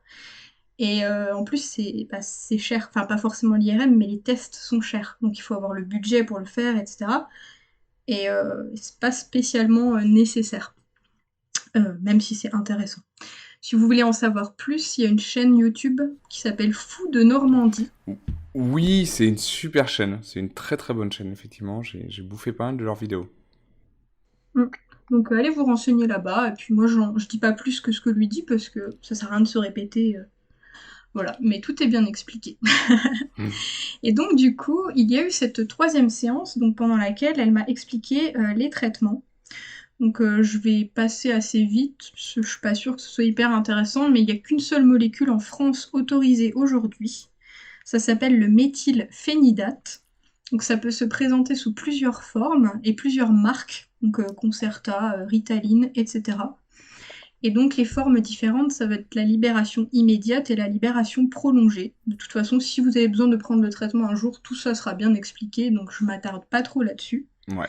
Et comme il existe 6 marques et 6 compositions, on va dire, différentes, enfin ça reste la même molécule, mais voilà, ça peut varier un peu. Si le premier traitement ne fonctionne pas, il y a tout à fait la possibilité de changer de traitement, d'en essayer un autre, et puis d'adapter le dosage en fonction de ce qu'on a besoin, etc. Toi d'ailleurs, Charlotte, t'as quel dosage en ce moment? Alors actuellement, je suis à 72 mg. Donc c'est une dose normale pour un adulte. Voilà. On commence toujours par la dose la plus petite, qui est celle des enfants. Et en fait, on laisse petit à petit le temps à son corps de s'adapter au produit, puisque on va avoir des effets secondaires, hein. Je connais personne qui n'a pas eu d'effets secondaires. Alors, c'est pas forcément des effets graves, hein. Moi, personnellement, j'ai eu des maux de tête le premier jour. Et pendant la première semaine, j'étais hyper speed, hyper active, alors que c'est censé te calmer normalement. Ouais, Mais c'est un ces peu effets ça. secondaires, globalement, avec le temps, ils s'atténuent. Et à chaque fois que tu montes de dosage, ben, ils réapparaissent plus ou moins. Il y a cependant un effet secondaire qui, à ma connaissance, quasiment tous les gens l'ont, c'est le fait qu'on n'a plus faim quand on est sous traitement, qu'on ne ressent plus la faim. C'est pour ça que c'est important de prendre un bon petit déjeuner avant de prendre son traitement, Et une fois que le traitement ne fait plus effet le soir, puisqu'en fait, il faut savoir que le traitement, il fait effet un temps donné et après, c'est fini. Et le lendemain, il a disparu de votre organisme. Donc, il n'y a pas d'effet, il n'y a pas de sevrage, il n'y a pas d'effet, voilà. Pour certaines personnes, il peut y avoir des retombées à la fin du traitement, où on a faim, on est fatigué, etc. Ça dépend évidemment de vous. Il faudra tester, voir avec le psychiatre, il est là pour ça, ou le neurologue, hein, évidemment. Ouais. Ça me le fait parfois. Ça me le fait parfois, effectivement, si je le prends pas un jour ou 2 jours, je vais être plus fatigué, en vrai. Ça, c'est effectivement... Ouais, mais alors ça, tu verras après, si tu le prends pas pendant une semaine, je pense que ça reviendra à la normale. Enfin, c'est-à-dire que de un, il y a peut-être cet effet où effectivement, comme tu avais le médicament et tout, tu étais un petit peu plus, entre guillemets, speed et du coup, tu es fatigué. Et aussi, bah, c'est parce que les symptômes du TDAH reviennent, enfin, parce qu'en fait, ils sont juste camouflés, entre guillemets, par le médicament, hein. D'ailleurs, il faut savoir que le traitement ne guérit pas du TDAH. Oui, non, c'est pas, on n'en guérit pas, oui, oui, ça c'est vrai. Il t'aide à vivre avec. Voilà, il compense globalement l'effet. Je vais faire de la grosse vulgarisation. Et d'ailleurs, j'en parle aussi sur ma chaîne TikTok. Allez, c'est l'instant promo, vas-y, c'est ton moment. J'ai une chaîne sur TikTok qui s'appelle Poulpichou TDAH, sur lequel je parle du TDAH. Et j'ai quelques petites vidéos qui parlent du traitement en faisant de la vulgarisation. Alors là, je vous fais une très très rapide, courte vulgarisation, mais globalement, la personne qui a un TDAH a donc un déficit de dopamine à certains moments, donc notamment quand il fait des choses qui ne lui plaisent pas spécialement. Et donc le TDAH va venir contrebalancer ça en faisant en sorte que tu aies de la dopamine toute la journée en quantité suffisante pour pouvoir faire les choses que tu aimes, mais aussi celles que tu n'aimes pas. Voilà. C'est une grosse vulgarisation, mais globalement c'est comme ça que ça fonctionne. Donc du coup j'ai testé le premier traitement qui était donc Concerta. Voilà, c'est un parmi d'autres, hein. Et bien ça a fonctionné. Ça a marché, on a augmenté petit à petit les doses, et puis voilà, actuellement je vis bien avec. Quand je le prends pas, ben je me rends compte que ouais, je me perds un peu dans mes pensées, j'ai tendance à rêvasser, etc. Chose qui m'arrive beaucoup moins quand je suis sous traitement. Donc voilà, ça m'aide globalement. La meilleure aide que ça m'apporte, à mon sens, c'est d'arriver à me concentrer même sur des choses qui ne me plaisent pas, ce qui était difficile avant. Et évidemment, le traitement ne suffit pas, hein, il faut en plus. Et ça, c'est peut-être le plus contraignant, le plus chiant, mais c'est un peu comme les gens qui veulent perdre du poids sans faire du sport, tu sais. Mhm. Il faut avoir une bonne hygiène de vie. Des habitudes, ça va être des habitudes. Ça va, encore une fois, chacun est différent, hein, mais c'est, Alors, c'est pas que les routines. Les routines, effectivement, enfin, ce que tu appelles habitude, je suppose que c'est les ouais. routines, mais c'est pas que ça. Mais oui, ça aide beaucoup, tout à fait. Ça va être dormir assez. Si vous avez besoin de 8 heures de sommeil, il faut vraiment dormir 8 heures de sommeil. Ça sert à rien de dormir plus, mais il faut pas dormir moins non plus. Ça va être manger sainement. Alors, je vous dis pas de devenir healthy man, de manger plus que des graines ou je sais pas. Ça va juste être de manger équilibré, en fait. Tout ça, et en plus, ça a comment dire, ça a un impact plus important sur des personnes qui ont un TDAH. Ça va vraiment avoir un impact. C'est ça. Plus le fait de, on en parlera après, mais des méthodes d'organisation, une organisation spécifique pour vous C'est ça. organiser. Tout ce qui serait pas dramatique chez d'autres personnes, en fait, ça peut vraiment ça va être nécessaire, en fait. Le sport, c'est quand même de l'endorphine. Alors, endorphine, dopamine, c'est deux hormones qui t'aident à, à te sentir bien, qui sont gratuits. Donc, c'est pour ça qu'il faut en faire. Euh, Ça aide vraiment. Vous perdez du Voilà. poids, vous restez en bonne santé, et en plus, vous avez de l'endorphine. Enfin, c'est tout bénef. Et d'ailleurs, petite anecdote, mais pour ma part, j'avais une addiction au sucre, en le sens où le sucre me permettait en fait de renvoyer de la dopamine dans mon corps quand j'en avais pas assez. Voilà. Alors ça, c'est un processus, je m'en étais pas rendu compte sur le coup, hein, sinon j'aurais avant, voilà. Mais après avoir fait des recherches sur le TDAH et tout, je me suis dit, ah mais oui, c'est ça. Et donc, ça m'a permis aussi de prendre le traitement, bah, de me débarrasser de mon addiction. Parce qu'en fait, j'avais l'envie de m'en débarrasser depuis longtemps, mais je n'y arrivais pas. Vraiment, j'y arrivais pendant une semaine et après, tout d'un coup, ça se relâchait comme dans les troubles du comportement alimentaire et je faisais une hyperphagie et je me mettais à me bourrer de sucre et tout jusqu'à en être malade. Mhm. Voilà. Bon, je te cache pas que j'avais certainement aussi des troubles du comportement alimentaire, mais ça fait autre sujet, mais voilà. Et donc, grâce au traitement, ça m'a permis de me débarrasser de mon addiction et je pense que ça pourrait aider certains d'entre vous à se débarrasser d'une addiction, je sais pas, à la cigarette ou des choses comme ça, voilà, ou même aux drogues, puisque c'est vrai que beaucoup de TDAH tombent dans des addictions, alcool, drogue et choses comme ça. Effectivement, Voilà. les TDAH ont une propension à être beaucoup plus facilement. Alors, j'ai vu, qu'est-ce que j'avais lu dans une étude? Addict, Ouais. euh, qui tombent beaucoup plus facilement dans la tromperie dans le couple, Mm. parce que besoin de Alors, c'est parce nouveautés. qu'on supporte pas l'ennui, ouais, c'est ça. Ouais, c'est ça. C'est un vrai truc, hein, c'est pas pour. C'est. C'est pas pour trouver des excuses au Non, TDAH, promis. ne le faites Parce que c'est pas parce que c'est le TDAH qu'on a le droit de le Ne le faire, hein, faites attention. pas. C'est voilà, juste effectivement, il y a plus d'un point de vue statistique, il y a plus de gens qui sont dans l'infidélité et Mm. qui sont victimes d'un Et dans TDAH. l'addiction. Ouais. Et du coup, comme dit, si jamais vous êtes dans une addiction, que vous comprenez pas d'où ça vient, parce que souvent pour arrêter une addiction, il faut vraiment comprendre d'où ça vient, hein, avant de, c'était comme mon histoire de tic, il faut comprendre d'où ça vient avant de traiter la résultante, si tu veux. Mhm. Et ben peut-être chercher de ce côté-là. Ça pourrait être ça comme autre chose, évidemment, hein, mais ça pourrait être Ouais. ça.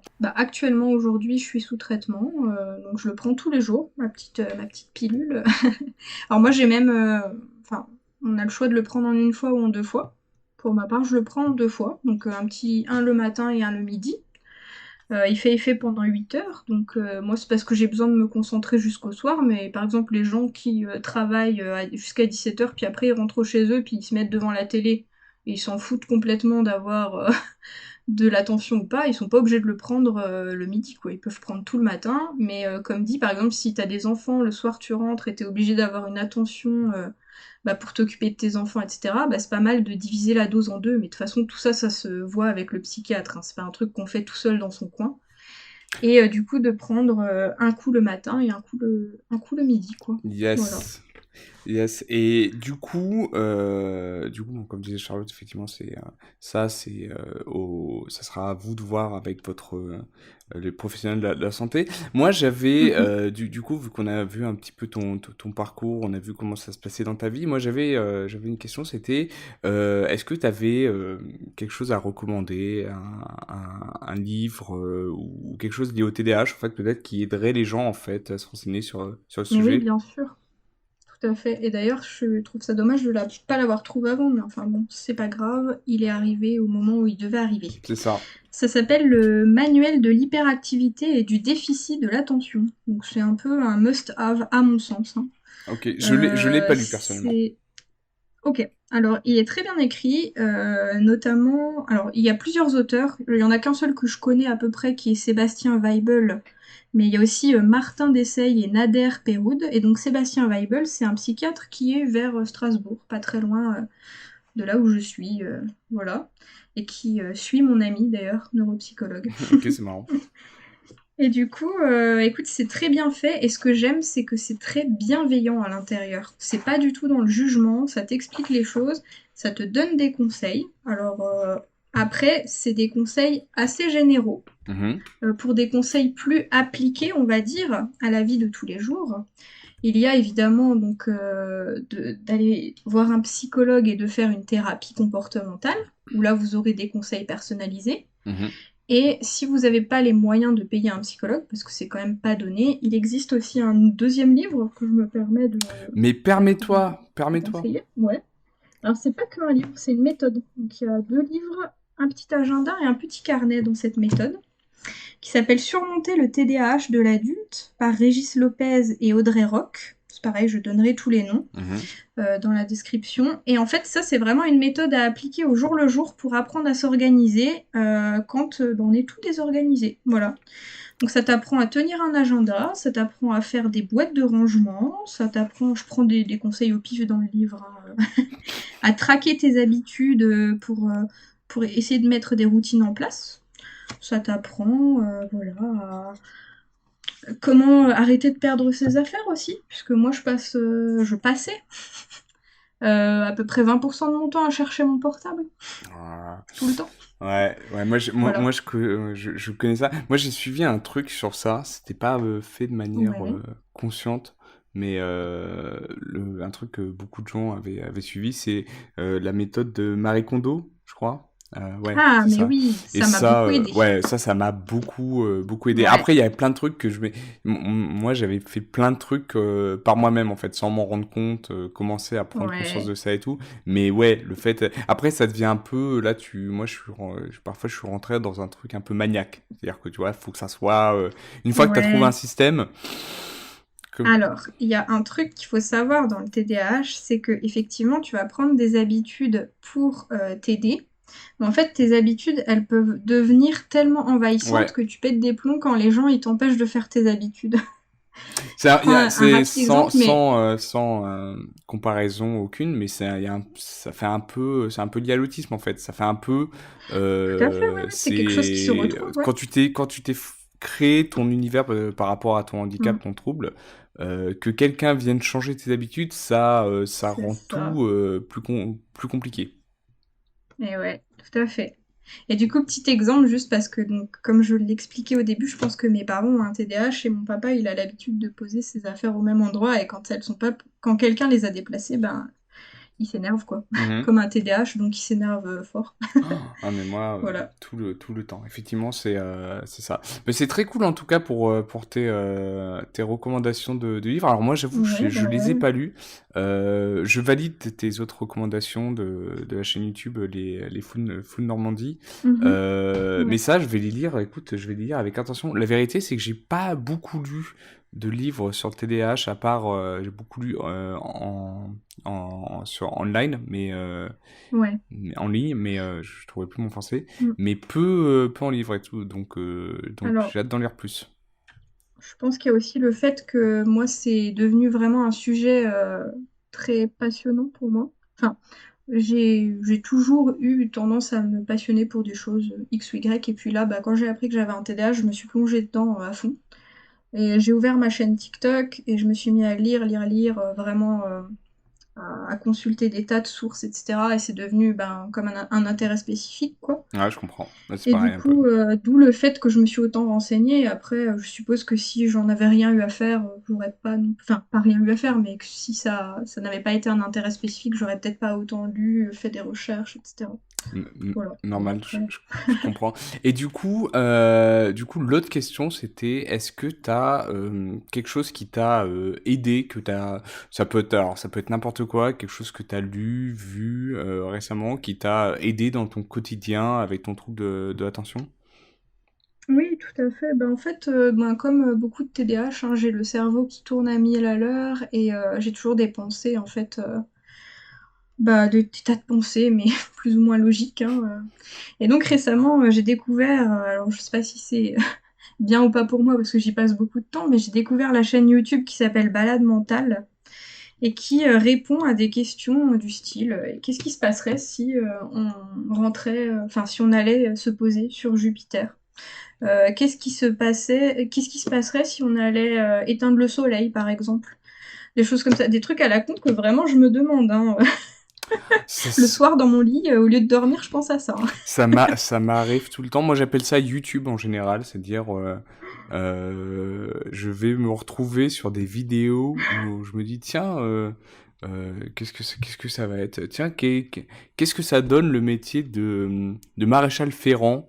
Et je Tellement. vais trouver une vidéo alors que je me suis même rendu compte que je regardais des trucs qui ne m'intéressaient pas. Mais si c'est expliqué de manière Mm. intéressante, je vais quand même regarder. C'est ça qui est fou. Ouais. Je te C'est comprends, je ça te qui est fou. comprends. Bah, du coup, ça, ce qui m'est arrivé, c'est que tu sais, les algorithmes, en fait, une fois que tu commences à regarder un truc, t'en proposes de plus en plus. Et Ouais. donc, en fait, j'ai commencé à regarder, mais tu vas rire, parce que c'est ça, en fait. J'ai commencé à regarder des gens qui taillaient des sabots de chevaux pour leur mettre des fers. Et maintenant, j'en ai tout le temps sur Non, TikTok. mais moi si tu veux, j'ai détruit l'algorithme de YouTube parce que YouTube, je pense que il ne sait pas qui je suis en fait. C'est-à-dire que je Ah regarde oui, tellement oui, de oui. trucs différents que et puis il y a des trucs que je vais regarder une fois que je vais plus jamais regarder ou je vais regarder pendant C'est un ça. mois et puis je vais passer à autre chose. Oui, oui. Mais des fois, tes intérêts spécifiques, ça peut durer 4 jours et après, c'est fini, quoi. Genre, Ouais, t'as fait le tour de la question et c'est bon. Un jour, je me suis passionnée pour la physique quantique, je me suis mis à lire des tas de trucs et puis après, j'ai atteint un peu le niveau où j'avais plus le niveau pour comprendre et j'ai fait, ok, c'est bon. Et ça a duré 4 jours et voilà. ouais, mais c'est un peu J'ai fait, ok, c'est un peu le bon, problème, c'est-à-dire voilà. que si je dois m'intéresser à quelque chose ou si je dois faire quelque chose et je sais dès le début que si je le finis pas, si c'est un truc que je dois finir, un truc à finir avec une finalité, Ouais. si je le finis pas rapidement, je le finirai jamais. Et je vais jamais Ah, revenir dessus. Tu sais, ok. c'est le genre de passion, ouais, c'est pas passion, c'est d'intérêt à très courte durée. Ok, ouais. Parce que sur le moment, ça te provoque du plaisir et après, c'est fini, t'as plus besoin de ça parce que t'as autre chose et voilà, quoi, tu passes à autre chose. Exactement. Globalement, c'est Moi, ça? c'était il y a Ouais. pas longtemps, je Ok. me suis passionné pour le cable management, voir comment des gens arrivaient à faire, à trier leurs câbles d'ordi de manière à ce que ça soit plus Ouais. élégant possible. Et ça m'a intéressé pendant une journée et après j'ai fait ah ouais non, Ah, en fait punaise. c'est bon. Je comprends tellement, je comprends. Ouais, je comprends avec ton truc de la physique quantique, c'est t'as lu Ouais, c'est pendant ça, c'est genre, ouais, tu fais, oh, c'est incroyable la théorie des cordes, et après, bon, bah, c'est bon. c'est bon, Bah, je crois que moi, c'était juste que j'avais atteint l'endroit où je pouvais plus je, crois- comprendre, j'avais plus je, les bases intellectuelles je du crois que truc. j'ai tout maîtrisé, c'est bon, j'ai fait 4 heures de Bah, physique quantique, c'est bon. alors, maîtriser, non, mais compris ce qu'elle va comprendre, oui, voilà. C'est bon, Non, je peux ouais, mourir tranquille, je sais comment. c'est ça, Je je sais. comprends entièrement. Et du coup, dans les vidéos de balade mentale, il y a un truc qui me fait triper bah, de fou, c'est qu'en fait, bah, on est terriblement petit et à la fois terriblement grand. Et de regarder ces vidéos et de voir, de voir à quel point finalement la Terre est éloignée du Soleil alors qu'on a l'impression qu'elle est proche, mais qu'en fait elle est terriblement loin. Et en fait, le système solaire le plus proche de nous, en fait, c'est notre voisin, mais en fait, il est terriblement loin. Genre, on n'y serait pas avant des milliers d'années de voyage. Et puis après, il y a plein, tous les systèmes sont dans une voie lactée qui est à côté d'une autre voie lactée. Et je suis là, mais c'est pas Mais possible. ça, ça c'est très dur en plus quand tu partages cette passion à des gens qui bah, sont, sans mauvais jeu de mots, sont très terre à terre. Ouais, Donc c'est ils parce sont que pas dans ça. le délire sur le moment, ils te regardent, ils font ouais, Ouais, c'est bien, enfin, ok, ouais, d'accord. Ouais, non, mais je vois d'accord. tout à fait. Moi, c'est aussi une passion que j'ai. Je suis en ce moment, je suis en train de lire un livre une trilogie de science-fiction, Le problème à trois corps. Je sais pas si t'as lu ça. Ouais, non, Euh, ça me dit rien du tout. c'est un auteur chinois de science-fiction qui s'appelle, alors je sais pas si je vais bien le prononcer, Xing Liu. Et Ok. c'est super intéressant. Alors c'est de la science-fiction un peu complètement fantastique en fait, Mhm. fantaisiste, mais c'est Ok. très très intéressant. Donc si t'as jamais lu, si t'aimes bien ce sujet-là et tout, ça parle un peu de ça. Mais oui, je Ok. vois tout à fait ce truc j'ai mis le doigt dans un engrenage, un sujet que je connaissais pas. J'ai envie d'en apprendre le maximum jusqu'au moment où en fait c'est bon, ça va un peu me gaver. Ouais, ouais. Et ouais, bah oui, du coup, voilà quoi. Et puis le fait que mon cerveau, il ait du mal à assimiler l'information de la grandeur des choses ou de la petitesse des choses, c'est encore plus addictif parce qu'en fait, je pense, je sais pas si c'était comme ça, mais on a ce besoin de comprendre en fait. Ouais, et de partager, tu vois, moi quand je parle de l'espace, je suis en mode, mais tu te rends pas compte, c'est génial, enfin, rends-toi Ouais, compte, un trou noir, il y a un trou noir au milieu de notre ouais, galaxie, on sait pas ce que ça fait, ouais, et les gens sont là, ouais, ouais, enfin, bref. ouais. Ouais, il y a ce besoin en tout cas c'est Bah, de pour partager de quoi. partager, et du coup, tu crées tes Ouais, rapports amicaux avec aussi des gens qui sont curieux. Alors que je pense que ouais, chaque TDAH a aussi ce truc être avec des gens un peu ternes, moribonds, c'est pas forcément le meilleur entourage. T'as besoin d'être ouais, stimulé, carrément. donc ça aide. Mais ouais, donc ça très cool. Le programme à trois corps, trilogie de science-fiction, si jamais ça vous intéresse. Et euh, et, Ouais, et du coup, je voulais rebondir sur un point parce qu'on en Attends, parle. une seconde, juste, je voulais te dire, Dis-moi. juste pour faire un retour par rapport à quelque chose qu'on a dit tout à l'heure, où tu me demandais quand est-ce que je me suis rendu compte que j'étais pas comme les autres, c'est justement quand j'ai essayé de partager ce genre de truc et que les gens, ils étaient hyper terre à terre, ils parlaient de ce qu'ils avaient vu à la télé. Genre, quand j'étais en licence pro, je me suis retrouvée avec un groupe de gens et le soir, ils disaient, ouais, t'as vu, je dis n'importe quoi, c'était pas ça qu'ils disaient, mais genre, t'as vu les Marseillais à la télé et tout. Et moi, j'étais là, mais what? Genre, Je comprends, je il comprends. est pas, enfin voilà. Moi, ça a été personnellement avec mon entourage. Des bisous s'ils nous écoutent, mais le côté, le sujet de discussion, c'est les travaux qu'il y a eu sur la A14. Tu sais, ou la dérivation qu'il y a eu sur le rond-point en sortant de la ville. Donc, ouais, moi je préfère parler de physique quantique. Vraiment, mais alors vraiment. Ouais. Alors récemment, j'ai fait remarquer à mes parents que nos sujets, je dis pas volaient pas haut parce que c'est pas gentil, tu vois, mais que nos sujets n'étaient pas assez profonds et je les force un petit peu à parler de sujets plus profonds. Alors pas forcément de la physique quantique, mais par exemple parler de nos sentiments, tu vois, de ce qu'on ressent à l'intérieur, etc. C'est pas des choses qu'ils ont l'habitude de faire et peut-être ils ont plus l'habitude de rester en surface. Et je pense que ça leur fait aussi du bien. Enfin, je sais pas, faudrait qu'ils me disent. Tu me diras, papa, si t'écoutes. Mais tu vois, c'est d'aller plus profondément, d'aller creuser, d'aller chercher, pas juste dire il fait beau aujourd'hui, tu vois. Ouais, je te comprends entièrement. Écoute, ouais, moi j'avais juste un truc à rajouter parce qu'on en parlait des méthodes et tout. Un truc que j'ai testé cette semaine, c'était... pas cette semaine, ça fait un moment que je le teste. C'est pour m'organiser dans mon travail, je teste la méthode un peu Pomodoro. Donc c'est moi en phase, j'avoue que c'est super pratique. Alors pour ceux qui connaissent pas, c'est très simple, c'est le Pomodoro, c'est le timer en forme de tomate qui est fait pour calculer la cuisson des tomates. Ça dure 25 minutes, voilà, et donc le principe pour votre organisation, c'est 25 minutes de concentration, 5 minutes de pause. Et vous recommencez, et au bout de 4 répétitions, vous faites une pause d'une demi-heure. Voilà. Donc, pour le travail, pour les projets, c'est super bien, en vrai. Enfin, moi, ça m'aide beaucoup. Je m'en sers pas encore. De quoi ? Je m'en sers pas encore. J'ai eu cette méthode, justement, tu sais, dans Surmonter le TDAH de l'adulte, donc le manuel de thérapie autonome dont j'ai parlé, où elle est bien expliquée, et je ne m'en sers pas encore parce que je n'en ai pas encore eu besoin, mais je suis quasi sûre que ça peut être très cool. Tu me diras, écoute, voilà. c'est vraiment, et vous me direz dans les commentaires, moi en tout cas, ça m'aide beaucoup. Écoute Charlotte, on arrive tout doucement à la fin de cette émission. Est-ce que tu voulais peut-être rajouter le mot de la fin ? Écoute, mot de la fin, j'ai envie de dire peut-être un message aux auditeurs qui sont restés jusqu'au bout. Message aux joggeurs qui courent depuis à peu près 2 heures et demie. Hein, ouais, voilà. Arrête-toi, respire. Ne lâchez rien, continuez, vous y êtes presque. Non, mais j'ai envie de dire que, en fait, c'est pas parce qu'on a un TDAH qu'on est le TDAH. On reste une personne à part entière avec son TDAH. Savoir qu'on a le TDAH, ça explique bien des choses. Et du coup, c'est cool. Parce que ça nous aide. Enfin, moi, ça m'a aidé à prendre confiance en moi. Donc, j'ai envie de dire, si vous avez un doute, ou si vous pouvez, faites les démarches. Moi, je pense que c'est... Même si vous voulez pas prendre le médicament, parce que ça peut faire peur un peu, oui, ce que j'ai pas dit, c'est que mes parents, ils voulaient pas que je prenne le traitement, de base. Mais je l'ai pris quand même, je les ai pas écoutés. Parce que je suis une folle. T'es une rebelle. Et même si vous comptez pas prendre le traitement, juste avoir son diagnostic, ça fait du bien, quoi. C'est une renaissance, voilà.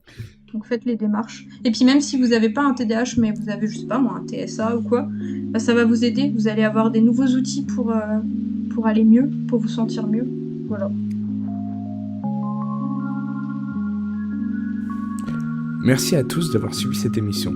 J'espère qu'elle vous a plu, voire même qu'elle vous a aidé, sait-on jamais. Un grand merci à Charlotte d'avoir été la première à vouloir partager son expérience. Si vous voulez également participer à ce podcast ou juste nous faire part de votre retour, n'hésitez pas à envoyer un mail à chacunsontdh@gmail.com. J'ai déjà pas mal de candidatures en stock, mais je vous réponds quoi qu'il arrive, c'est promis. D'ailleurs, merci également à l'association Hyper Super TDAH France d'avoir fait passer le message. N'hésitez pas à parler de ce podcast autour de vous et de commenter, ça aidera à nous faire connaître. À très vite pour un prochain épisode.